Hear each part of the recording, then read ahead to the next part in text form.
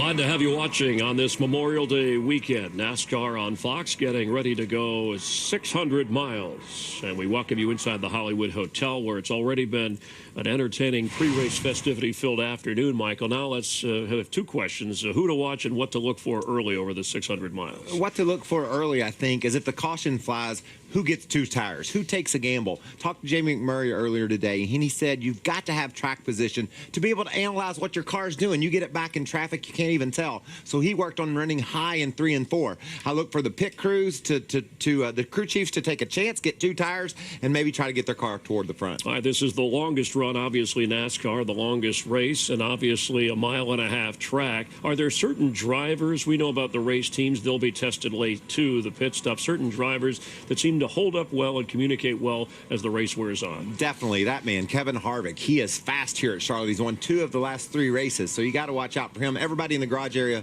talks about how fast that number 4 car is. Saw Kevin just when I finished up the grid walk, and he's confident he feels like he can win tonight. Jimmy Johnson, another guy that's really fast. His car is really good on the short run. I'm interested to see how they're able to adjust and hang in there for the long haul, but you know Jimmy will be tough. The couple of guys I have to keep my eye on, Clint Boyer looks to be fast, sort of an upset guy, along with Ryan Newman. His car seems strong too. And the storylines we mentioned at the beginning of the pre-race show, Jimmy Johnson searching for his first win of this season, and this the 12th race, the 6-time champ, and he starts on the pole. Jeff Gordon, who has had success here, has had success this season, the back spasms, and then also Kurt Busch, and it was great talking to him, after 500 miles at a 6th place finish at Indy, he's going to give this a go. Yeah, and didn't you love his attitude? He was proud to carry the NASCAR teams up to Indianapolis for that great race. I look for Casey Caden to be strong as well, Chris, and Brad Keselowski. It's going to be interesting to see which crew chief is able to get the decisions made early. It all begins in just a few moments. Now to introduce the giving of the race command, let's go down to the track to retired Air Force Brigadier General John I. Prade, Jr., President and CEO of the USO.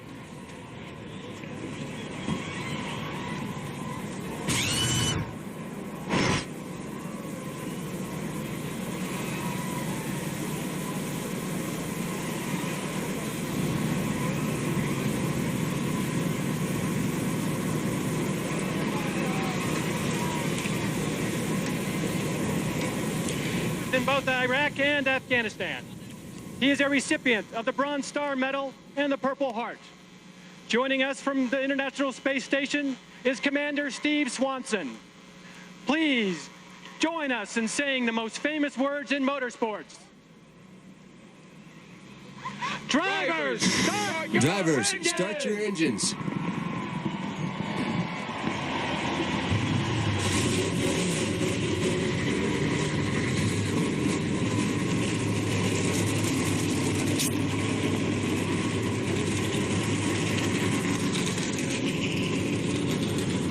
More than 2,000 troops and fans near and far from all 50 states, 3,000 cities, at least 12 different countries are in attendance here to watch the Coca-Cola 600 from Charlotte Motor Speedway, and the guys to take you throughout the late afternoon, evening, from daylight to twilight to nighttime, and eventually the winner, Darrell Waltrip, Larry McReynolds, and Mike Joy. Mike?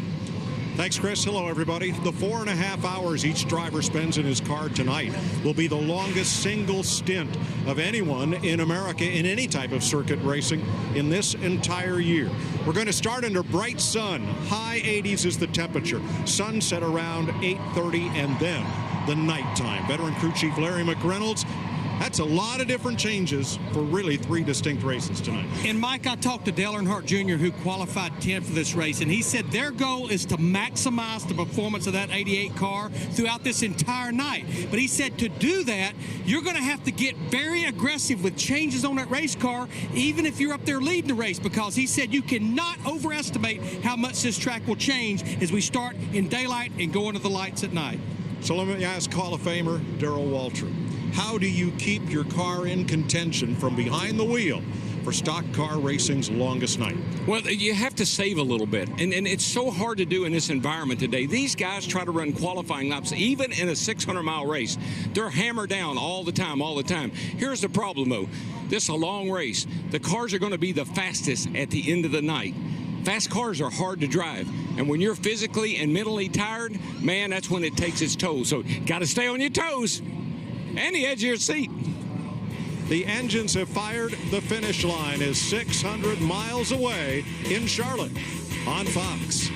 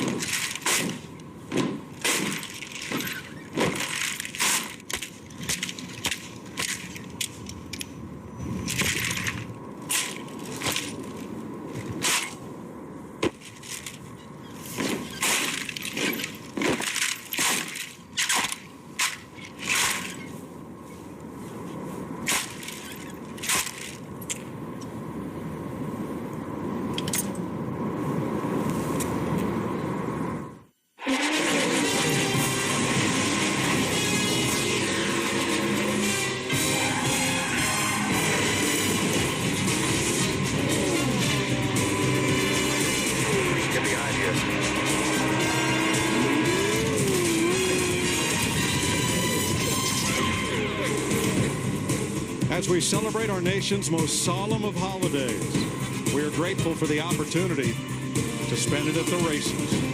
Whether it be Indy or Charlotte, as we get set to run 600 miles here, we are grateful. Here's the Geico starting grid for tonight's race. Only 2 of the last 31 races here were won from the pole, both by Jimmy Johnson. Brad Keselowski, 7 straight outside front row start.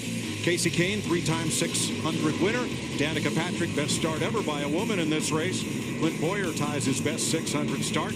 Denny Hamlin, a runner-up, top 10s in his last 7 Charlotte races. Kyle Busch, best 600 finish is 3rd. He'll be in a backup car and go to the rear. Joey Logano also with a 3rd-place finish here. Marcus Ambrose, his 6th Coke 500. Rounding out the top 10, Dale Earnhardt Jr., 4th in 2000 in his rookie appearance. Let's talk to the pole setter tonight. Hey, Jimmy Johnson, DW here. You got a copy, buddy? Yep, that's clear, DW. Jimmy, you got a history of winning races here from the pole. Is tonight the night you get that win you've been looking for this year? Man, I hope so. I don't want to mess with history, so I need to keep that deal going.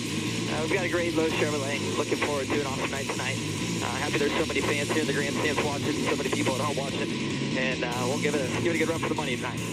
All right, my friend. You got a good-looking car. You're on the pole. Have at it. Good luck. Thank you, buddy. Happy Memorial Day, everyone. Thank you all the men and women that have served our country. Jimmy Johnson from the pole. 2 weeks ago, Danica Patrick got her best ever career finish in a Sprint Cup race. Thursday night here, she was fastest in the 2nd round of knockout qualifying, and she is the highest placed woman to ever start the Coca-Cola 600. Well, let's talk to Danica. Danica Patrick, DW here. You got a copy?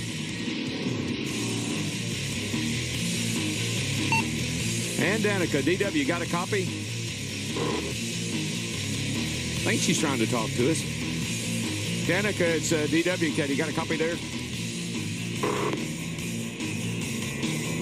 Well, we'll work on that. You know, she's probably pretty busy right now, so we'll work on that. We'll get back to her a little bit later. We'll get back to you a little bit later there, Danica.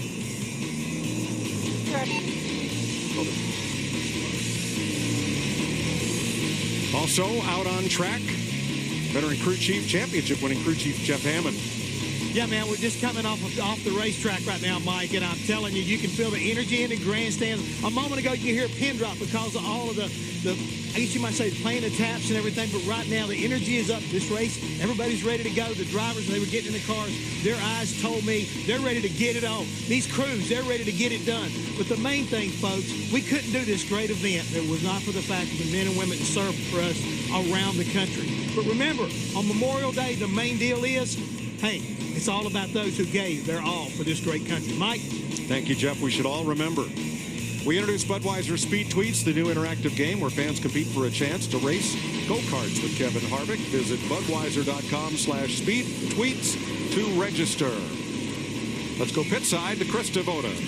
Thanks, Mike Joy. We have documented that Jeff Gordon has had the back spasm in practice. Right now, he said it's most aggravated when he pushes the clutch or twists the steering wheel. It's his lower back, so the team has made modifications to the interior of his race car to keep his torso as stable as possible. He plans on going all 600 miles, but crew chief Alan Gustafson did debrief with Regan Smith, who was over my shoulder in the pits last night. just in case. Matt Yoakum? Due to conflicting schedules, Kurt Busch knew he would be fading to the back. He prepared by taking part of every practice session on the track and all the debriefs off. Also, he surrounded himself with a nucleus of specialists, special forces doctors, and marathon specials to help with hydration and nutrition. You heard him say earlier, adrenaline at an all-time high. Chapter 2 starts in just a few moments, Steve Burns. Well, Matt, Kyle Busch has 14 wins at the Charlotte Motor Speedway, but none have come in the Cup Series. He had qualified 7th, but as Mike Joy said, he crashed in practice yesterday. The team had to roll out the backup car, so he will start from the rear of this field. His team said moments ago they don't expect him to stay there very long. Thanks, Steve. We're ready to go. Pace car exits turn number 4. Beautiful day for racing here in the Queen City. 400 laps, 600 miles. All right, folks. Boogity, boogity, boogity. Let's go racing, drivers, for our soldiers and troops all over the world.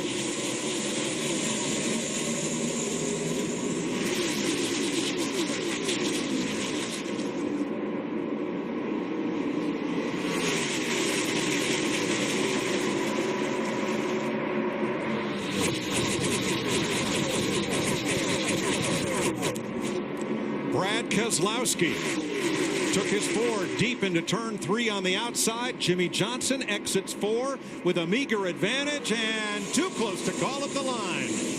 I tell you, Brad Keselowski, that 2 got a big run on the outside. So did Danica Patrick, that 10. Now she's up there in the 3rd spot. Kasey Kahne in 4th, Clint Bowyer 5th, and Denny Hamlin, Joey Logano, Dale Earnhardt Jr., Marcus Ambrose and Matt Kenseth at the top 10. Yeah, this is a 600-mile race, boys. It's not a drag race. Y'all might want to sort this out here pretty quick, and they did, coming off turn 4, 48 to the lead. Jimmy Johnson and the Lowe's Chevrolet assumes command. Brad Keselowski's Ford, Danica Patrick Chevy. And I didn't expect this. We got a little 3, maybe 4-car breakaway here. Side by side for 5th, Clint Bowyer, Denny Hamlin, both in Toyotas. That's Joey Logano, the 22, looking on. And then Ambrose. Mike, it's just not uncommon in this race to try to get a little bit single file here and sort your car out. See what you got. And here goes Danica in that 10 car. She's challenging Brad Keselowski for that 2nd spot, and she might just get it. Darryl, we've been saying it not all quite week clear. long. Oh, yeah, she's up. Clear up. Go. We've been saying it all week long. The confidence that she brought here after that run at Kansas, a top 10 finish, I think you can't put a price on it. I don't know what car that is, but if it was my car, it'd be the Kansas car. That's a brand new car. That baby's getting the job done. And Kasey Kahne in the number 5 Chevrolet, who many felt had the fastest car on All-Star Night 1 week and a day ago. Slides up into 3rd. And Mike, what Danica's doing, I know she's running 2nd behind Jimmy Johnson, but what she's doing right now is what we all knew she could do. We all knew she could wheel a car. We all knew she could drive a car. They're finally giving her something that she's comfortable in, and she's performing. Patrick in 2nd, 1 second off the lead. Here's Matt. DW, that's a brand new race car. Better downforce numbers than they had at Kansas. They've cycled through. That Kansas car will see service again, more than likely, at Michigan. 4th place is the race. Clint Bowyer has a run off turn number 2. He moves to the inside of Keselowski. I think Brad Keselowski's 2 car, that will be one they're going to have to get really aggressive with changes on this first pit stop. I think he could run fast for a lap or 2, but that was about it. Looks like a short run car, and I mean real short. Jeff Gordon, Greg Biffle side by side. That's back at 24th spot, and that silver car, well, that's Kyle Larson, who won yesterday's Nationwide Series race. Dale Earnhardt Jr. 9th ahead of Marcus Ambrose. Just says listen to the engines in these cars. Right at 9,500 RPM, and they'll do that for 4.5 hours. 400 laps, 800 cycles. Oh, my. There you see, 9,100. Rolling off into the corner, 9,300 at 194 miles an hour. And that will go up as the sun goes down. Martin Truex moving up to the inside in his Chevrolet. And dives into the corner underneath Marcus Ambrose. And Mike, we watched Martin Truex Jr. in that 78 car in practice yesterday, and he looked like he had a car that was pretty good on the long run.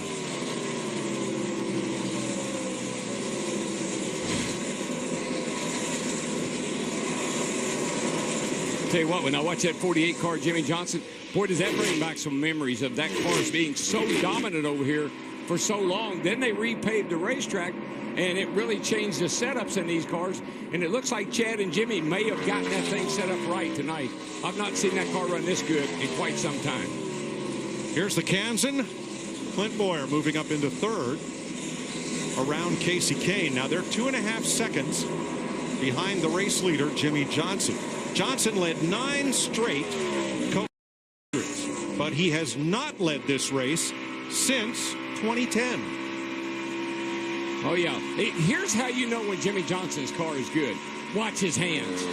We've been in the car with him a couple times this year when he was fighting that wheel, left, right, left, right. Look at that thing. That's Jimmy Johnson at his finest right there. Just a little twitch of the wheel, and that thing is getting around this racetrack right now. Last time by, he ran a 29.35. Right at 86 miles an hour. To your earlier point, since the repave, he is winless in the Coke 600. But Darrell, y'all talked about it in the pre-race show, and I think we had a lot of storylines coming in this race. But I think the big storyline, especially after him sitting on the pole, could he finally end this winless streak here? Because he's never went deeper than race 12, which we're on right now, without winning a race. Well, we're in his wheelhouse right now. We know that. We know that Charlotte, we know that Dover, we know that Pocono, those are tracks that this team has dominated on. So we're in their wheelhouse. Kurt Busch now behind the familiar wheel of his Haas Automation Chevrolet. 6th at Indianapolis. Finished on the lead lap. Mission accomplished. Thanks to Cessna Jets and Bell Helicopters, he arrived here in plenty of time for the race, but not the drivers' meeting. So he had to start at the back, and he has jumped 9 positions in that number 41. Looks like to me he's letting his brother Kyle Busch in 18 open the door, and he just follows him through it. Both of them starting at the rear. That's what brothers are for. You know, you go ahead, brother. I'll follow you. Clint Boyer has caught Danica Patrick and moves to the outside in the front straightaway, trying to make the pass for second place, and does behind Jimmy Johnson. 13 laps of 400 complete at Charlotte Motor Speedway. You're watching NASCAR on Fox. Jimmy Johnson still leading. We ask you to show us how you get ready for race day. Here's a KFC social media pit stop. How do you KFC? With a father-daughter picnic in the park. That's how they get ready for race day. Brad Keselowski, Kevin Harvick. Now this is for 5th place, Matt. And Mike, the blue deuce of Brad Keselowski, he's faded back to 5th. Now, one item that they were really been trying to work on since their win at Las Vegas was trying to get a better platform. Paul Wolf told me, yes, we have been struggling just to tick off of our game, but we're making headway. The biggest thing they also want to work on tonight is trying to get that car to migrate up to the higher lane. That's something like he's doing now, trying to get that car a little better, because Brad said that was the biggest hindrance in the All-Star race. Just could not pass anybody because everybody was on the bottom. Marcus Ambrose in the 9. This track is just not wide enough for the way that car is handling. No, that T is twisted. I can tell you that. And you watch him. He is working that thing. He has dropped from 7th to 24th, Krista. And Mike, I can tell you why. It was back on lap 8 that he came on the radio and called his car wicked loose. He's losing time on entry. He's had to chase it up the hill and almost ran out of room twice. Kind of good that the walls here are painted yellow. You wouldn't much be able to tell, would you? And a Sunoco fuel run here, Darrell, is about 44 to 48 laps. We're only about halfway through that fuel run. The way things are spread. Oh, looks like. Did we get a car in the wall in turn 3? Is that Brian Scott coming slowly off the corner? I think it was a 33 car. I looked up and he was sideways into the fence. He bounced off and kept going, so I don't know how much damage it did to the car, but he definitely got up against the fence. No caution flag as Kevin Harvick whistles past, or he and Casey Kane battle. Now there's Brian Scott. Left side is fine. The right side, he was running 17th in that Richard Childress Racing prepared car, but he has some pretty heavy right side damage. Yeah, I think he must, Mike, because he's falling back pretty fast here. I don't see any tire smoke, but I do think he has quite a bit of right side body damage. Well, look here as he goes by. Oh, yeah, that right rear is banged up pretty good.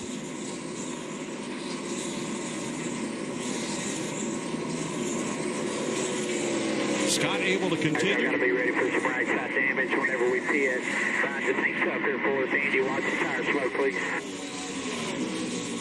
They're watching what we're watching as Tony Stewart flashes past. Let's have a look here at the 33 going into turn 3.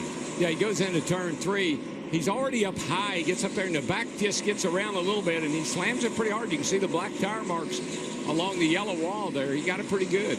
And he qualified 17th. That's pretty much about where he was running when that happened. No debris on the track, thus no caution flag. We stay green at 24 laps into the Coca-Cola 600.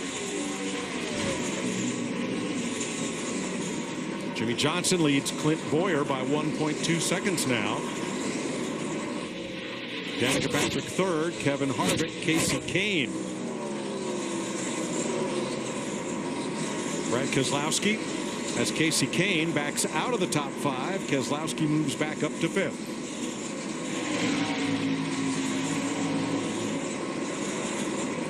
Let's check with Krista on the leader. You know, I talked with the team this morning, specifically some time with Chad Knaus. Right now, Jimmy Johnson talking about his race car being tight. But he said really what they have to do is find the balance between single car speed in practice, which they've had a lot of, and how the car handles in traffic. That has really been their issue all year. Steve Burns? Well, Krista, Clint Boyer started 5th. He is up to 2nd. His spotter, Brett Griffin, told him the 48 is in its own zip code right now, but you are faster than everybody in your mirror. He also told Clint he was running a little bit different line than everybody else. Some other drivers have tried it, but could not do it. Thanks, Steve. You see Kevin Harvick passing Danica Patrick. That is for 3rd, and they are teammates at Stewart-Haas Racing. Jimmy Johnson, your leader, at 27 laps. Get refreshed and stay tuned for the return of the Coca-Cola 600 on Fox. After 34 green flag laps, here's a closer look at today's race action with Sprint. Jimmy Johnson, fastest speed of the race, 190.2. Draft off your Framley and save with a Sprint Framley plan. Up to 10 friends and family get unlimited talk, text, and 1 gig of data for as little as $25 a month each on the Sprint network. Visit sprint.com/speed. Start your Framley today. Clint Boyer 2nd, Kevin Harvick 3rd. Brad Keselowski's just moved into 4th, displacing Danica Patrick to 5th. Earnhardt, Kane, Kenseth, Logano, Hamlin are the top 10. Now Clint closed to within half a second, and now Johnson is legging it out a bit again. That's typical Jimmy Johnson, Chad Knaus. Let those 15 close up a little bit and then see if you can, open the gap up. Don't run any harder than you have to right now. Save tires, save a little fuel. You don't have to run so hard. Here comes Earnhardt for 10th place in that National Guard Chevy. 5th place. He takes away from Danica Patrick right here. I think this is what we anticipated after qualifying on Thursday night, especially once we get deep into a run. It would be a night of comers and goers, and that's what we're seeing right now. Yeah, Larry, if you look at the racetrack, turns 1 and about halfway into the middle of 1 and 2 down there, it's in shade. Same way in 3 and 4. About in the middle of 3 and 4 off turn 4 in shade. Some of the tracks in shade, some of it, and that really is kind of a nightmare when it comes to trying to figure out what the car needs. Sunset doesn't come until 8:30 tonight officially, Eastern. And Mike and Darrell, we're within about 10 laps of what will be green flag pit stops. And with the way this pace has slowed down well over 2 seconds, once drivers start hitting pit road for 4 fresh Goodyear tires, you can't sit out there and be far behind them. In each of the last 6 Coca-Cola 600s, the first pit stop made was under green. We've begun each of the last 6 races with a long green flag run. And a lot of that, Mike, is just, I'm telling you, when you start the race under these conditions, drivers are very cautious. They just want to get to the sundown. They want to get to when the track gets better. You don't want to mess the car up right now like we saw the 33 do. 32 cars are on the lead lap after 38 laps. Let's get a preview of pit stops, beginning with Krista. Well, for Jimmy Johnson right now, Mike, he is fighting a tight race car. He's been talking to Chad Knaus specifically about how tight it's getting. He said it's tight at both ends. Chad Knaus cheering him on, saying you're doing a great job. Remember, their strength is not panicking, especially early in this race. They know that they'll have it dialed in by the time the sun sets. Steve? Well, Krista, the 15 car, they're driven by Clint Boyer. He is tight from the center off. Now, meanwhile, Kevin Harvick Harvick in the 4 car has moved into the 3rd position. He is at pit stall number 43, the first pit off of turn 4. He told his team, it is very rare we're in this pit stall. Remind me every time we pit, Matt Yoakum. Steve, Brad Keselowski has climbed up to 4th.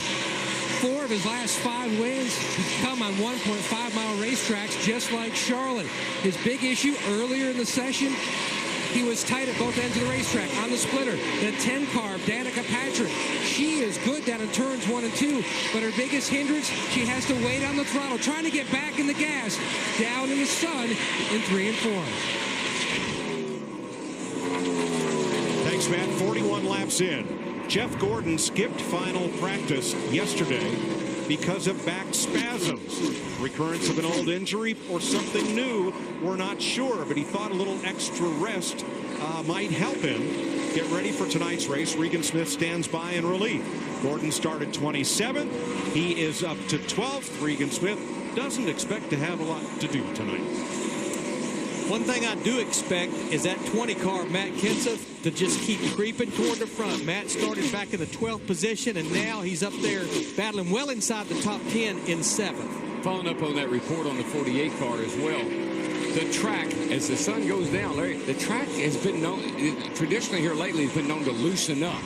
So if Chad Knaus got the car a little tight for Jimmy right now, I think Chad is thinking, yeah, but buddy, it's going to come to us, and we're going to be spot on when the sun goes down. It's about to lap a former Coke 600 winner here, Casey Mears, in the number 13 Chevy.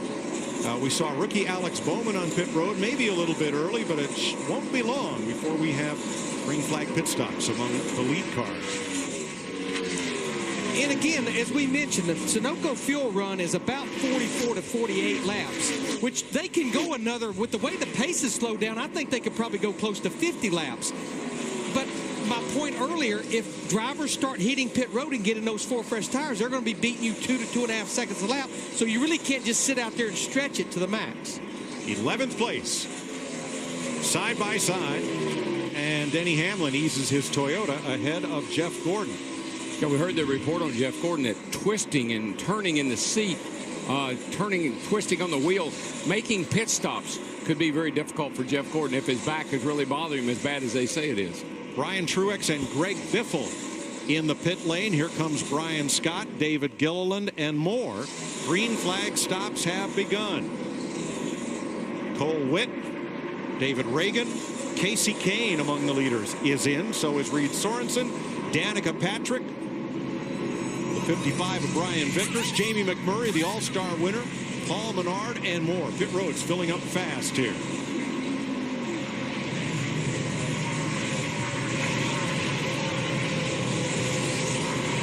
Now, Casey Kane rolled through. Well, yeah, the one, I forget who I don't know who the car was, but there was a car got in his way and he couldn't get in his pit box. Casey Kane couldn't get in his pit box. Justin Allgaier in, McMurray headed out, Trevor Bayne, Tony Stewart, Michael McDowell coming in, A.J. Allmendinger, a little bit of spilt gasoline there. Ooh, a hot lug nut coming off one of those wheels. We'll do that. Let's see what happened to Casey Kane. He was coming in for a pit stop, and as he was coming down pit road, he was running 6. You'll see a car starts to duck in, and here comes the 83 car right out in his way, and he can't get in his pit box. But going back around beat the alternative of what was about to happen right there. But that's the kind of luck that 5 team has had, Larry. Every time they get a fast car, they get to going good, something happens. Clint Boyer's in, Jeff Gordon in the pit lane, Eric Almirola as well. Jimmy Johnson still out there on your left, and he's headed for pit road along with Kyle Busch, Ricky Stenhouse, and Kurt Busch.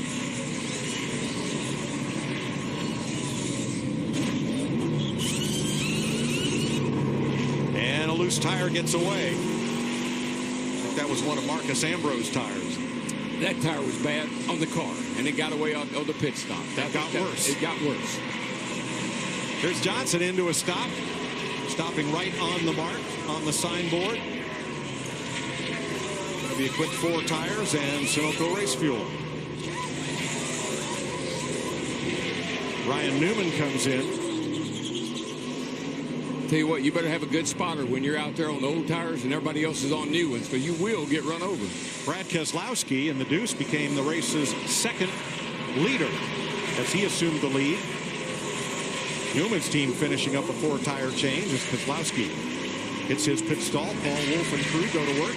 Chassis adjustment right rear, 4 tires and gas. Yeah, we cycled through that set of green flag pit stops in about 4 to 5 laps. And that 2 car was inches away from sliding through his pit box there. He was, an inch away from the line. And the offense for Marcus Ambrose's team is equipment leaving the pit box. A tire rolled away. He will have to do a pass-through penalty down pit road at pit road speed. Everyone has made their first pit stop of the night, and Jimmy Johnson is back out front. 49 laps complete in the Coca-Cola 600 on Fox.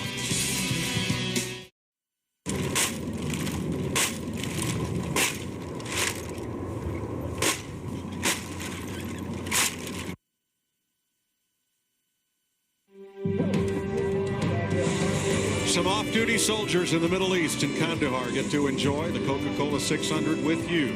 On Fox, we thank all of them for their service and all of our nation's military throughout history for protecting the freedoms that we hold dear and allowing us to enjoy this Memorial Day weekend in a way of our choosing.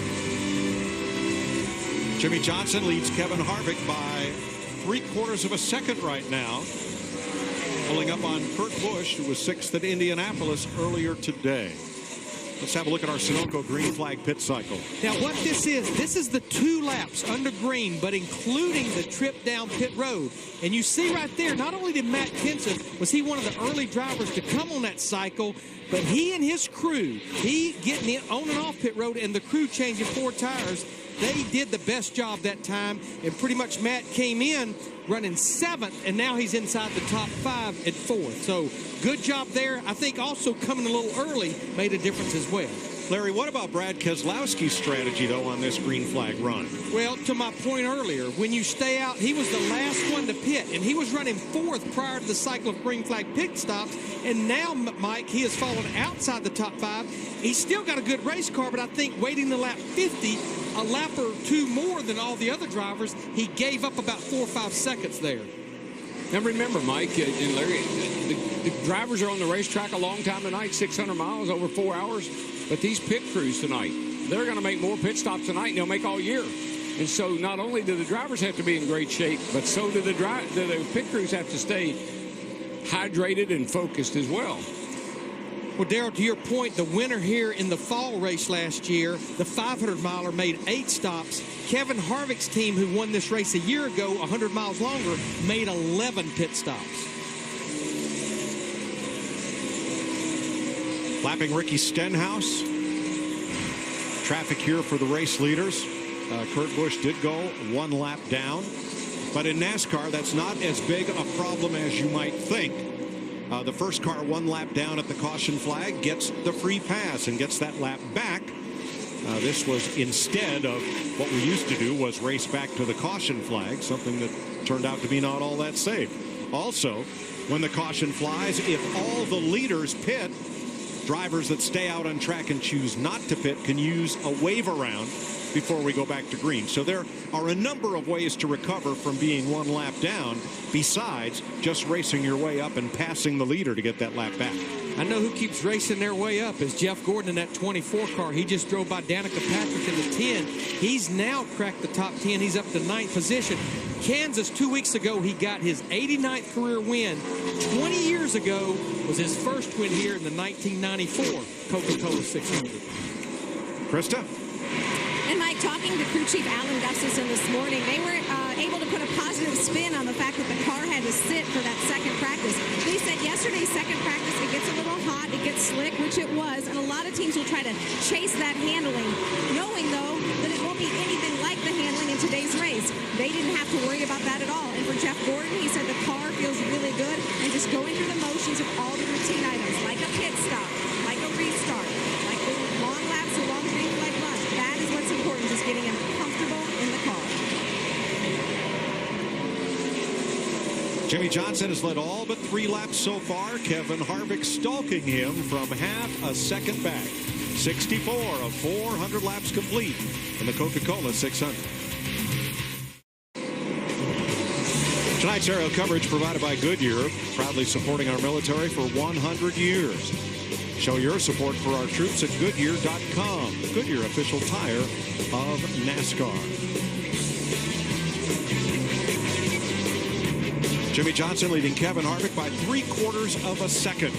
Let's have a look at tonight's Ford EcoBoost track facts. Fred Lorenzen, newly elected to NASCAR's Hall of Fame, was the first driver to win 3 straight races. At Charlotte, 1964 and 5. Mark Martin scored the last win for Ford in the 600 in 2002.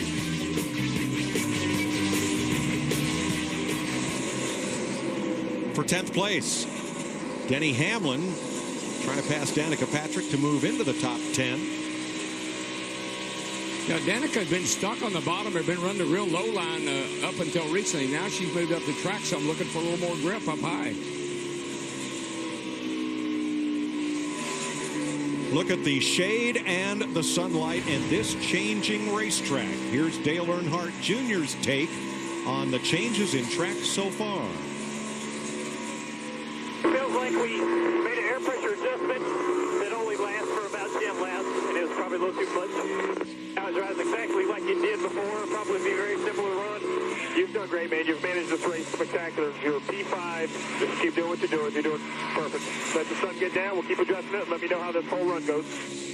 And that's exactly what he told me earlier in the day. But, Darrell, right now, as we see this battle for 10th continue between Denny Hamlin and Danica Patrick, is you're kind of between a rock and a hard place because half the track is in shade, half the track is still in sunlight, mainly turn 2, turn 3 in the backstretch. Yeah, this is the most confusing part of the race because the driver's saying one thing and the crew chief knows that that's not what they need to be doing. If anybody here is confused, Jeff Hammond. Oh, thanks a lot there, Mike. But, no, been watching these guys after that first pit stop of figuring out who made the right adjustment. The Hendrick cars look like they're very close to keeping up with the racetrack. We see what Jimmy Johnson's doing. We've noticed what's going on with the 88 car. The 24 is continuing to march his way forward while we're looking at Danica Patrick. The adjustment they made on her car seemed like they really hurt the speed of the car. So some people are happy, but other guys are not. There's the lead right there, change right there. Kevin Harvick trying to get under the 4.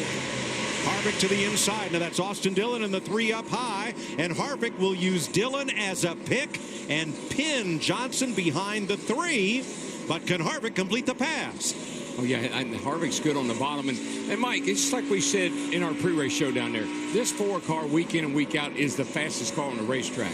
If they can get through 600 miles a night without any issues, pit stops, or anything else, he's going to be hard to beat. That 4 car is fast. It's been in a league of its own, a zip code of its own, most all year.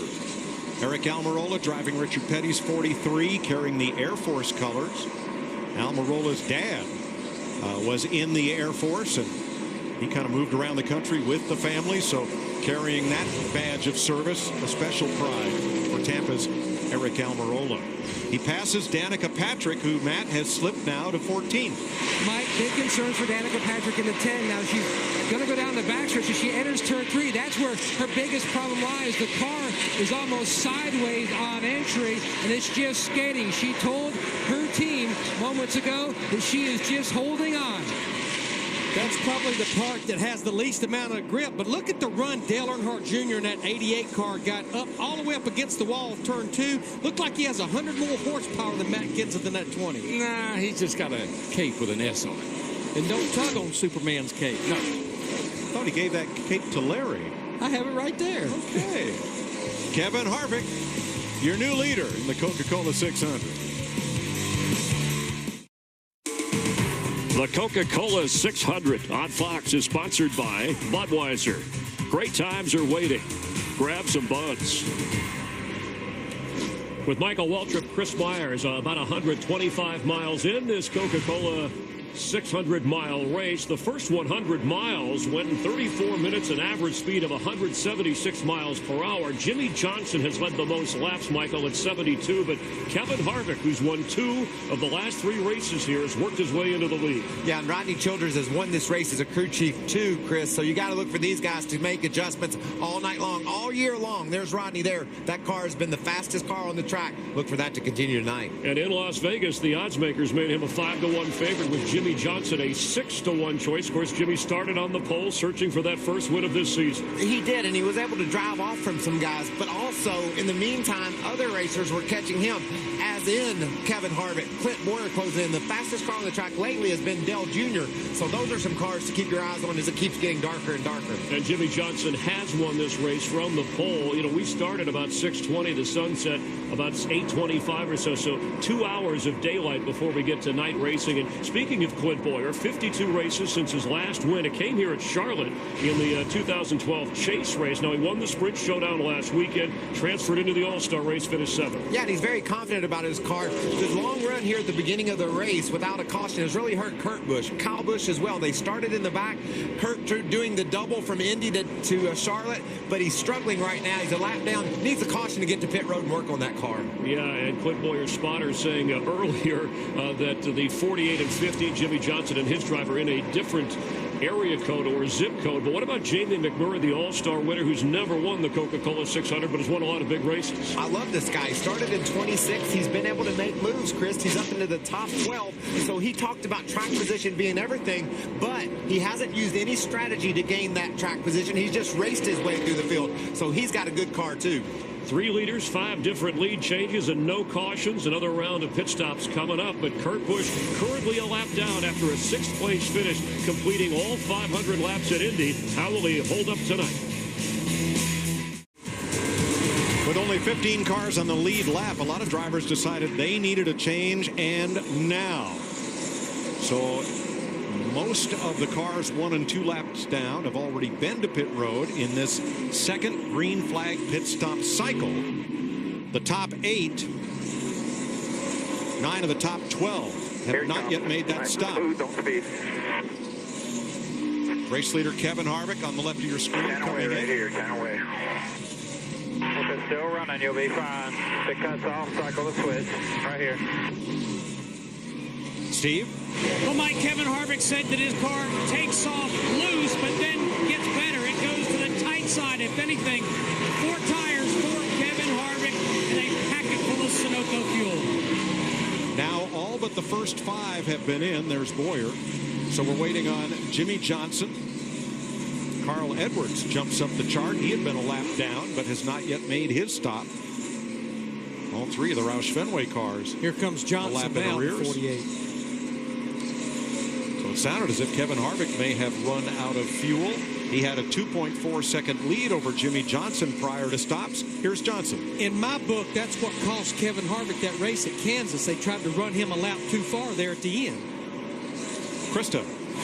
The plan for Jimmy Johnson was to take the spring rubber out of the left rear. It was lap 91 when Chad Knaus came on the radio and said, great lap. Jimmy Johnson, thinking his times were falling off, they were getting better as the adjustments are made to give him just a little bit more stability.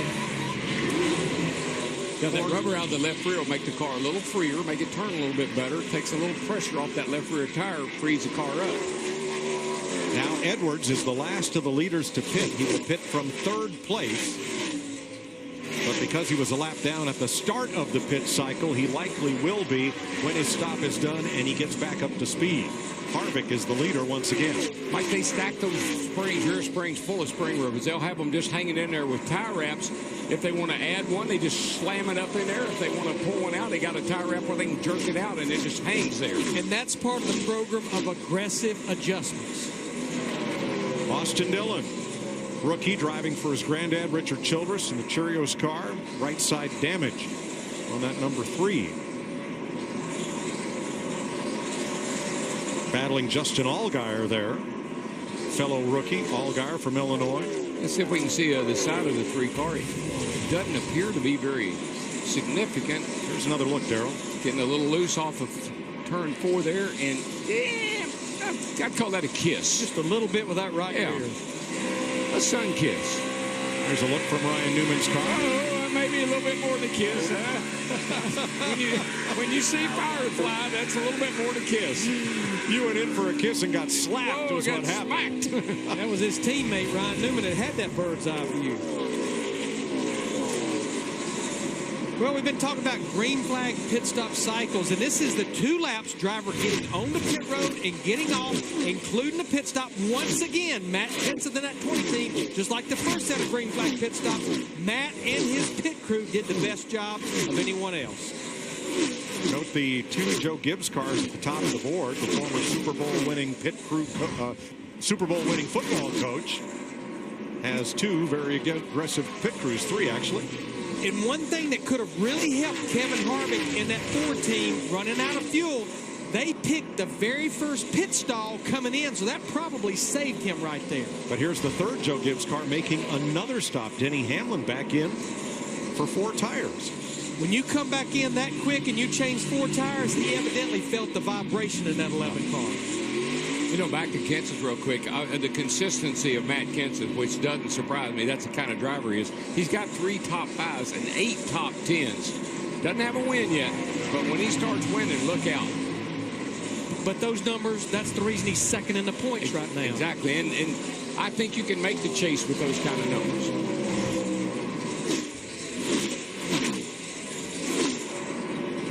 After pit stops, Kevin Harvick's lead on Jimmy Johnson is 5 seconds. On the first round of green flag pit stops, the Rodney Childers-led crew for that number 4 gained 1.2 seconds on Chad Knaus's crew for the 48. In this round of stops, the difference was 2.5 advantage Harvick. There's 4 of your 5-second lead right there. Based on what happened in the All-Star race, sounds like they did a little work this past week. And remember, they made adjustments on that 48 car. It takes just a little bit longer.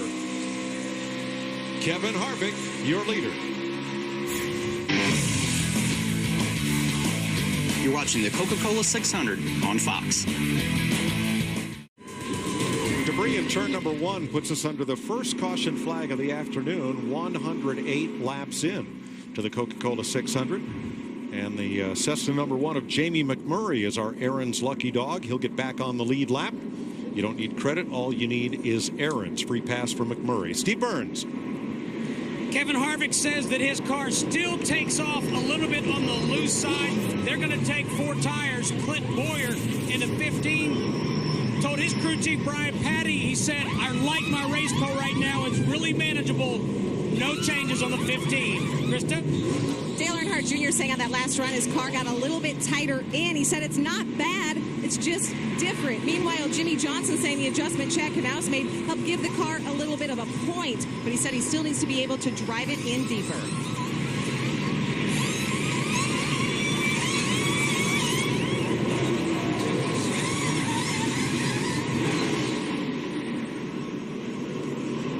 Harvick, Johnson, Boyer coming off the pit road. Mike, we only had 10 drivers on the lead lap, so that was kind of no-brainer strategy. 4 tires for everyone. And Harvick gets out first. 111 laps complete. We're under caution as Chevrolet and its dealers are proud to support Military Appreciation Month with the best military purchase program for all who have served. Learn more at ChevySalutes.com. Damage to Casey Mears' car being repaired by Booty Barker's crew. And let's take a look at our Husqvarna high-performance drivers. These are the drivers who have visited Victory Lane in the Sprint Cup Series so far this season. Kevin Harvick, Joey Logano, 2 victories apiece. 9 winners, 11 races. That's pretty impressive. People were wondering if we'd get to 16 or not.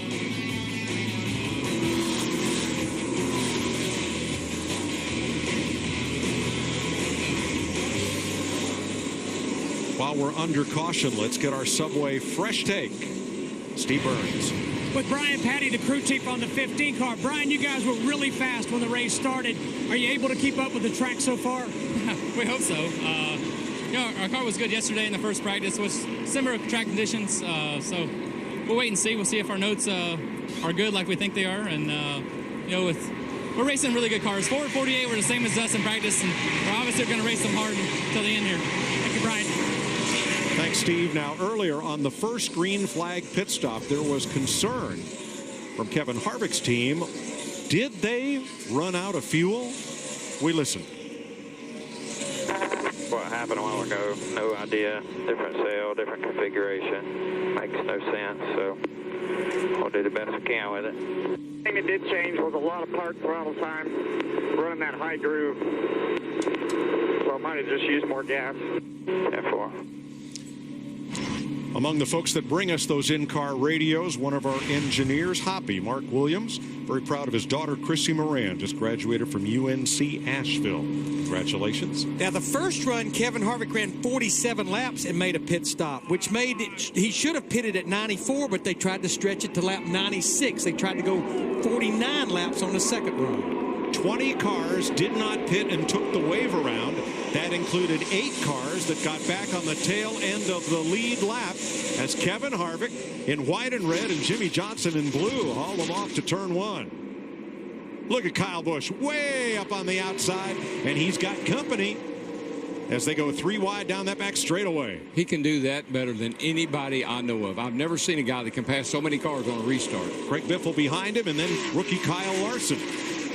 But the goal for Kyle Busch in that 18 car, he's the first driver that has fresh tires. He's the first driver that's 1 lap down right now.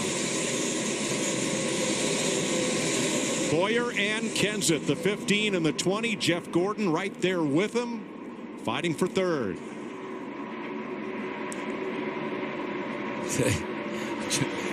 Kyle Busch is going somewhere. I don't know if he's going to run out of room or not, but he's trying to go up too here, buddy. He's making some drastic moves. Had a tough night in the All-Star race a week ago here. Got down into the corner, dipped a tire down on the apron, shot up into the wall and out of the event. Well, another thing, he has Greg Biffle in that 16 car. He's battling Kyle Busch, the first driver 1 lap down, to get that free pass. Should we get a caution? Both those drivers have 4. I think that I understand that it's urgent right now for the 18 car, but sometimes that's what gets him in trouble. It's just needing to use a little wee bit more patience. 4th place. Jeff Gordon's drive to end Hunger Chevy. Getting past the Toyota of Matt Kenseth.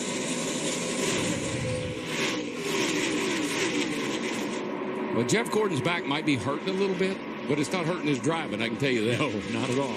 And Darrell, when we interviewed him yesterday, he qualified 25th. He said it's actually started showing up in that qualifying session on Thursday night. I wondered if that wreck he had in the All-Star race, it didn't look that bad on TV, but I wonder if that kind of jarred something and put some strain on his back that has created this problem. No, Darrell, he didn't attribute it to any one thing, but he said he felt something and he knew it was wrong. Well, you know, if you've had back trouble at all, you twist sometime, just make the wrong turn, twist, and you can get a little pain in your back. Now here's Brad Keselowski, who started outside pole for the 7th time this season. He is currently 7th, Matt. Still trying to work on getting the Blue Deuce to run the high side. He said on the bottom he's a 3rd to 5th place car, but up top he is struggling. The track is getting better, and although they are getting better, he still seeks more front grip. That's what they worked on the last stop, Mike. Still a bit of sunshine on the back straightaway. The front stretch in turns 1 and 4. Completely shaded now as we're still in daylight, but I'm not sure for how long. And, you know, I didn't mean to pick on Jeff Hammond. He and Darrell Waltrip each gave a daughter away in marriage and ceremonies in separate states yesterday. Jeff, I know a big and a great day for you, and you got some great company with you now. Yes, I do, Mike. I'm up here with Private Branch right here and Sergeant Tatum. This is a Jimmy Johnson fan, and she was hoping Danica could kind of keep that number 10 car up front, but we got a great view up here. The military is so excited about today's event. Gives them a great opportunity to get off base and kind of get a chance to have a little bit of, you might say, social time here at the racetrack. We're just having a great time hanging out. Pretty good view from way up here. We can really see where the line's working. Where old Kevin Harvick right now, he's making his bottom groove work really well through 1 and 2. Thanks, Jeff. Great to have so many members of our active military on hand way up there in the high seats toward turn number 1. So let's update that, honor that request, and update Danica, who started 4th and is now 19th, the last car on the lead lap, Matt.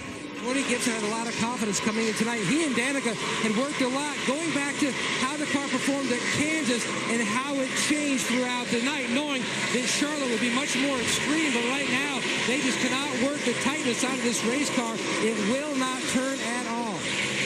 And she was one of the 8 drivers that took the wave around to get back on the lead lap. Of course, they're going to have to pit earlier than those leaders that made a stop on that last caution. Kevin Harvick leading by 1.2 seconds. Jeff Hammond sitting back living large with his friends from the U.S. military up there in the high seats.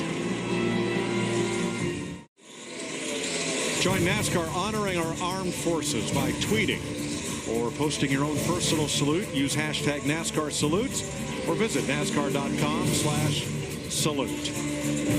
Kevin Harvick and Jimmy Johnson, between them, they've led 126 laps tonight. They are setting a blistering pace with the goal of putting most of the rest of the field a lap down before this racetrack transitions to nighttime. We talked to the drivers about the difficulty of the length of this race going from daytime into the night. You know, the track changing is one of the biggest things that we have to overcome. This racetrack in particular has the biggest swing from daytime to night. The temperatures, when they drop, the track gains grip, the cars can go faster. You've got to be able to adapt to that. The crew chiefs have their hands full as well as those drivers do. As long as you can keep up pretty good in the light, usually you have a pretty good shot at night. The problem is keeping up with Kevin Harvick and Jimmy Johnson as you watch from Denny Hamlin's onboard camera. Now watch those first 5 cars. Harvick, Johnson, Boyer, Gordon, and Earnhardt. You can throw a blanket over their times. They're within a half a tenth of each other around this big old racetrack. Larry, the lights are beginning to come on, but we are still an hour from sunset. But I will say this, and we're roughly closing in on 200 miles into this race, a third of the way. And right now, I think we're getting back to some consistency. We don't have the conditions we had earlier where you have shade on the front stretch and sun on the back stretch. We're getting into twilight where now at least the cars should be acting the same way at both ends. Well, that's sort of my point about the lap times. They're very consistent now, and there's a number of cars that are running real close to each other, those first 5 particularly, but they're stabilized. Their times are in the high 29s pretty consistently. Join us at Dover, Delaware next Sunday. NASCAR on Fox in the first state. Around the 1 mile concrete canyons. We call it the Monster Mile. Come join us, you'll see why. Like that joint. Kevin Harvick, one of only 6 cars right this moment, Steve, lapping the track in under 30 seconds. And Mike, he just told Rodney Childers, his crew chief, he said, my car is a little bit tight, especially in the center. And I think that the chess match will be, is this racetrack going to get actually looser as we really start to gain grip and the track starts to cool down? That used to not be the way it was, but it seems to be the trends now. That's what we heard about the 48 early on when you say it was too tight early in the run there. I thought that was a pretty good thing for the 48 team because we know the track's going to loosen up. But here's the thing. When a driver reports in what his car is doing, that doesn't mean that the crew chief and everybody has to panic. That's just information. It's what the car is doing right now. Then the crew chief gets with the engineers, and they kind of look at this race and where it's headed, the trends of this race, and know what adjustments to make.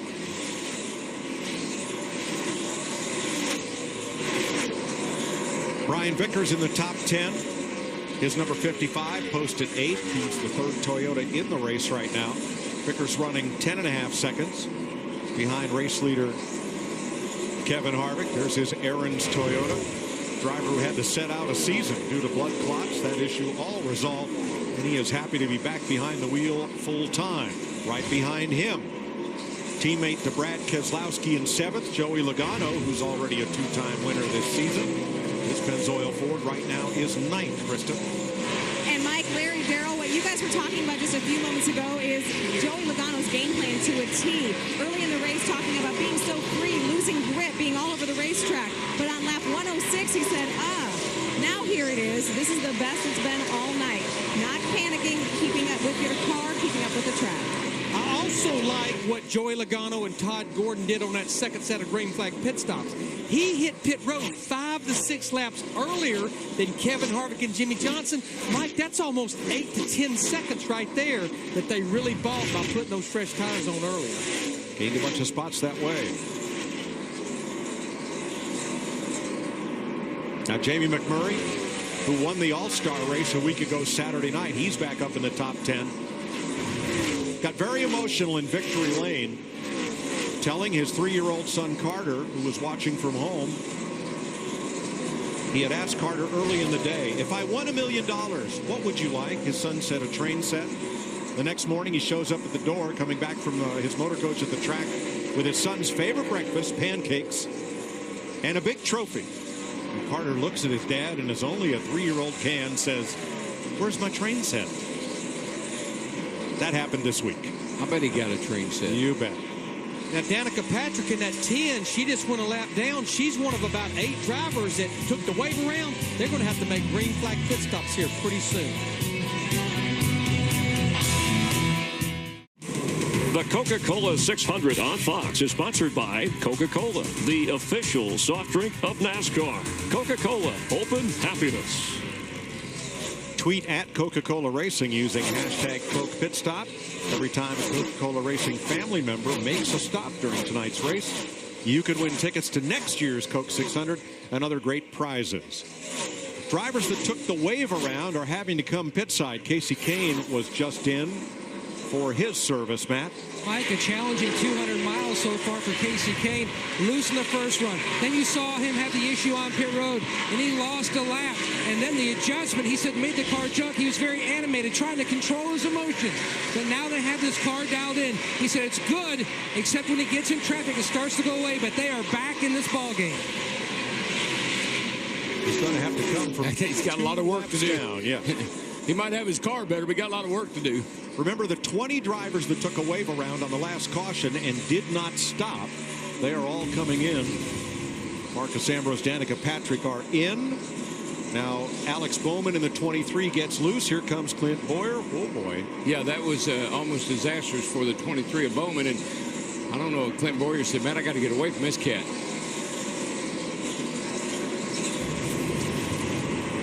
Matt? Danica Patrick caution. already in. They made the adjustment, Mike. Caution on the track. 148 laps complete. Second caution of the night. This one is for debris in the back straightaway. Now, Mike, 2 or 3 drivers it really paid off for. They were about to have to make those green flag stops. Eric Almirola, Tony Stewart, and Carl Edwards. They had not pitted yet. Yeah, they were right in that. I mean, the guys that were starting, in fact, the guys that were starting to pit, if they could have lasted another 2 or 3 laps, they'd be home free. And let's add to that list Kurt Busch, who had also taken the wave around. He had just gone 1 lap down, so likely he'll be the lucky dog and get that lap back. He is having a good day. That run he had at Indy, I'm still very impressed with him.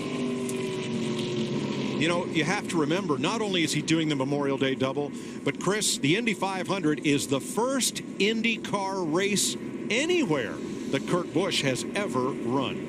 From Indianapolis, it's about a 55-minute flight, then a chopper ride from Cochran Airport over here to the Speedway, said hi to the fans, and then started at 6:20 in the 41 car, was a lap down, worked his way up, and Michael Waltrip looks like he's going to be the lucky dog. Yeah, I think he's going to get that Aaron's lucky dog, and he's really worked hard on this car, Chris. It's got better and better. He's gotten in a position to have another top 10 finish. And, Michael, the pits are open.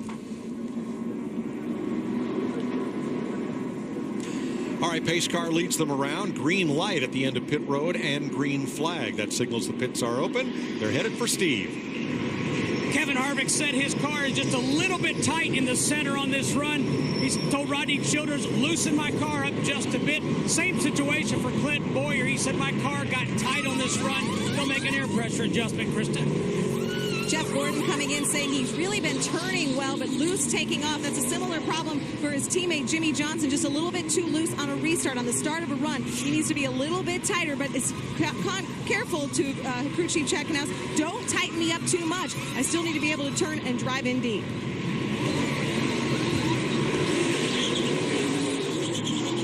Stops complete. Kevin Harvick leads the run off pit road. Jimmy Johnson, Clint Boyer. Now, what was interesting to me about that last green flag segment was of the top 10, only 2 drivers ran their fastest lap of the race in that segment. Race leader Kevin Harvick and 5th place Jeff Gordon.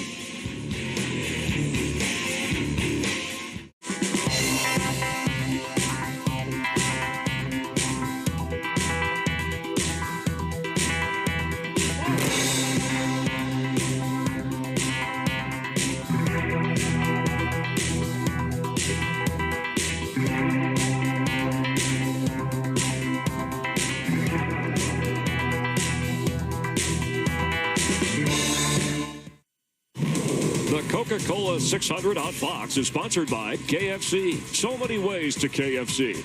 How do you KFC? We asked you to show us how you get ready for race day. Here's another KFC social media pit stop to look at how you KFC in your comfort zone for the Coca-Cola 600. All right. Ready for the restart. 12 cars took the wave around. That put Greg Biffle, Kyle Larson, and Austin Dillon back on the lead lap, along with Ryan Newman. So here we go with 16 cars on the lead lap for the restart. There goes Kyle Busch again in that 18 car. I mean, he's got them 4 and 5 wide coming through 1 and 2. He gets up against that wall and he just goes, man. Well, that's the lane Kyle Larson used to win the nationwide race yesterday afternoon. He was up almost against the wall all day. Jimmy Johnson out in front of Kevin Harvick on this restart. They have been the class of the field these entire 153 laps, with Clint Boyer in third, Dale Earnhardt Jr. and Matt Kenseth, the Fast Five right now. Yeah, those two drivers, they've led all but 3 laps of this race. One car slows, middle and back straightaway, and everybody has to go around that moving chicane. Somebody had trouble getting off the corner. We'll double check that, but boy, it was a big stack up right there. Oh, this has been going on ever since the restart here, Mike. This little crowd right in here, I don't know how they've made it 2 laps, let alone they're all over each other. They're sideways. They're 3 wide. It's crazy back in here. Alex Bowman rockets off the corner this time in the 23. That's Ambrose way up on the outside of the 9. You're riding with Denny Hamlin in the 11. Tense moments on these restarts. It's like you have to pass everybody you can in the first lap and a half. Let's take another look. It's teammates Ryan Truex in the 83 and Alex Bowman in the 23. Truex's car on the bottom is in black, and up top there is Bowman in silver. I think that's Allmendinger going down the bottom right there. He's been followed by Paul Menard. That's right. Yeah, it was Truex was the jam in the middle. Allmendinger charging on the bottom, but things packed up there in a hurry. Yeah, there were almost several big moments right there. I know these cars handle pretty good, because as crazy as they get on these restarts and as sideways as some of these guys are, and they don't wreck, they got to handle pretty good. Jimmy Johnson's Lowe's Patriotic Chevy out in front now by half a second. Kevin Harvick keeping close tabs on the race leader. And they've been running fairly different lines through the corner, even this soon after pit stops. Clint Boyer third, trying to hold the bottom of the corner, short way around, and Dale Earnhardt Jr. up for fourth after starting 10th in this race. Then Matt Kenseth, who started 12th. He's the 5th place car. Steve? And Mike, there's some concern down here in the pits. Apparently, Matt Kenseth has a small hole in the grill, the left front of that race car. In fact, Jason Shapiro, the car chief, is down here in the pits fabricating a piece of sheet metal right now that would replace that hole. So some concern. They thought about coming down pit road. There you see Jason Shapiro. They thought about coming down pit road, Mike, but they didn't want to give up all that track position. Yeah, you see the hole right above the Y in Camry, just adjacent to the Toyota logo. Yeah, I think we saw when that happened. It was going down the front stretch off into turn 1. I think it maybe was Ryan Truex that he had run up on and got in the back of him just a little bit. And that's how sensitive these cars are. I mean, that doesn't look like much, but that can make a huge difference. There it is right there. A huge difference in the downforce on that nose, which will keep the car from turning if it's getting a little lift in it. Especially at the speed you're running around here. And as you mentioned, it's only going to get faster. Yes.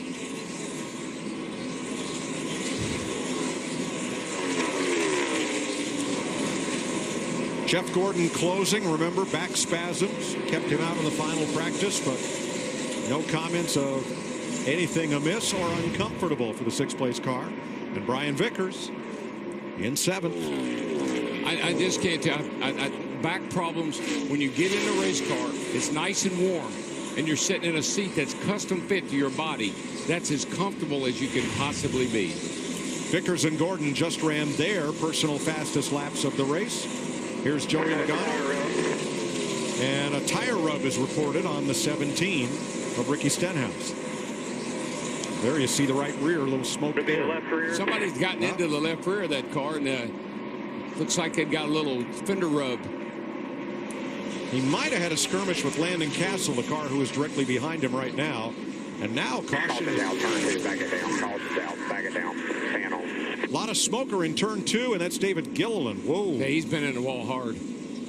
That's a huge break for Ricky Stenhouse Jr., though, who probably was going to have to come to pit road, not to mention drivers like Ryan Newman and a couple of others that took the wave around on that last caution. And don't forget Matt Kenseth, who can now repair that hole in his grill. David Gilliland pounded the wall. When that tire came apart, it just shredded the right front fender.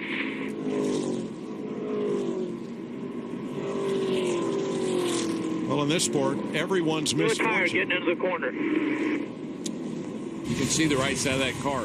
He has pounded that wall hard. Flattened the whole right side of the car. That's a pretty hard hit.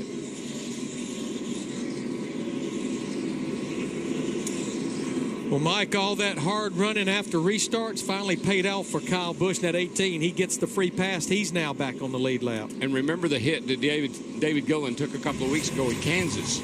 Had a hard crash with Justin Allgaier. Yes, he did.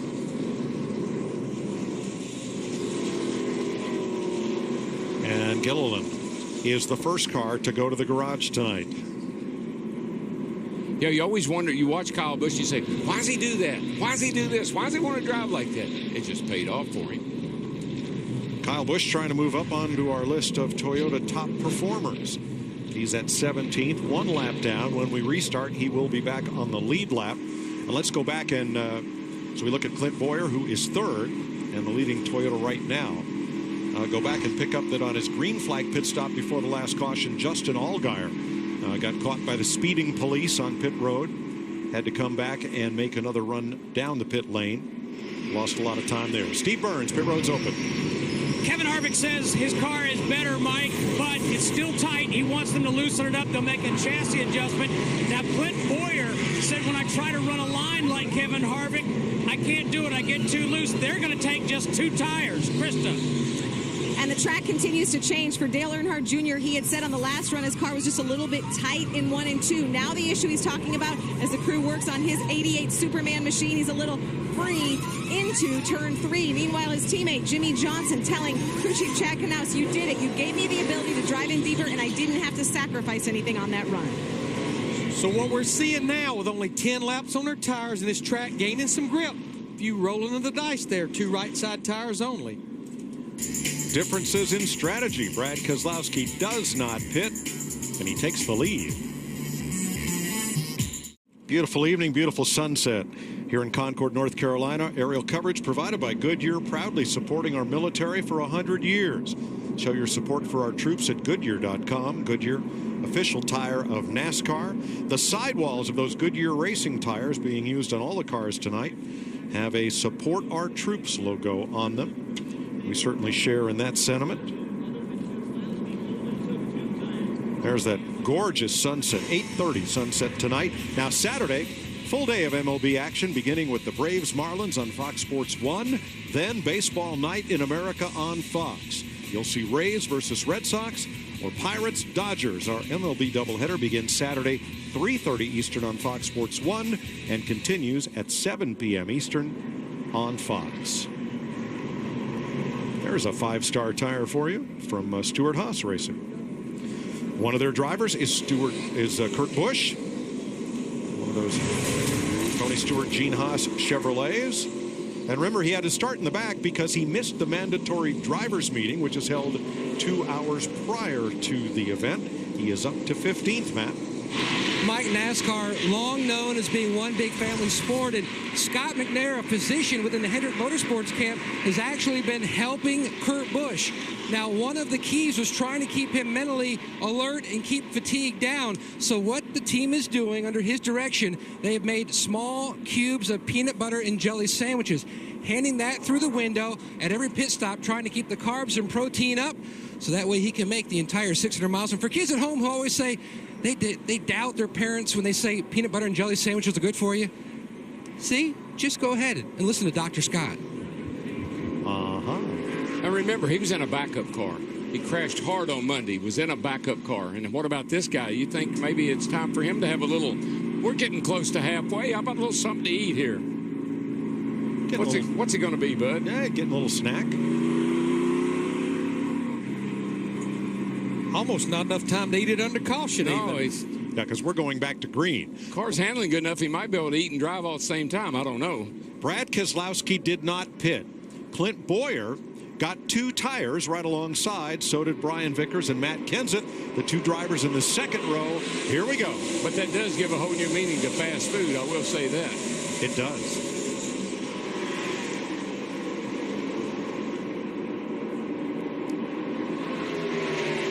Keselowski gets away out into clean air. 3 wide behind him. Martin Truex in the middle. The black car on the bottom. Jamie McMurray up on the outside. They battle Joey Logano and Carl Edwards. You know, Keselowski and Paul Wolf, they're kind of contrarians. You think back to the race at Kansas. They had the whole field a lap down because of pit strategy at Kansas. But I do believe the way that this track has cooled down, that was a great time with only 10 laps on your tires to maybe roll the dice and try staying out or just right side tires.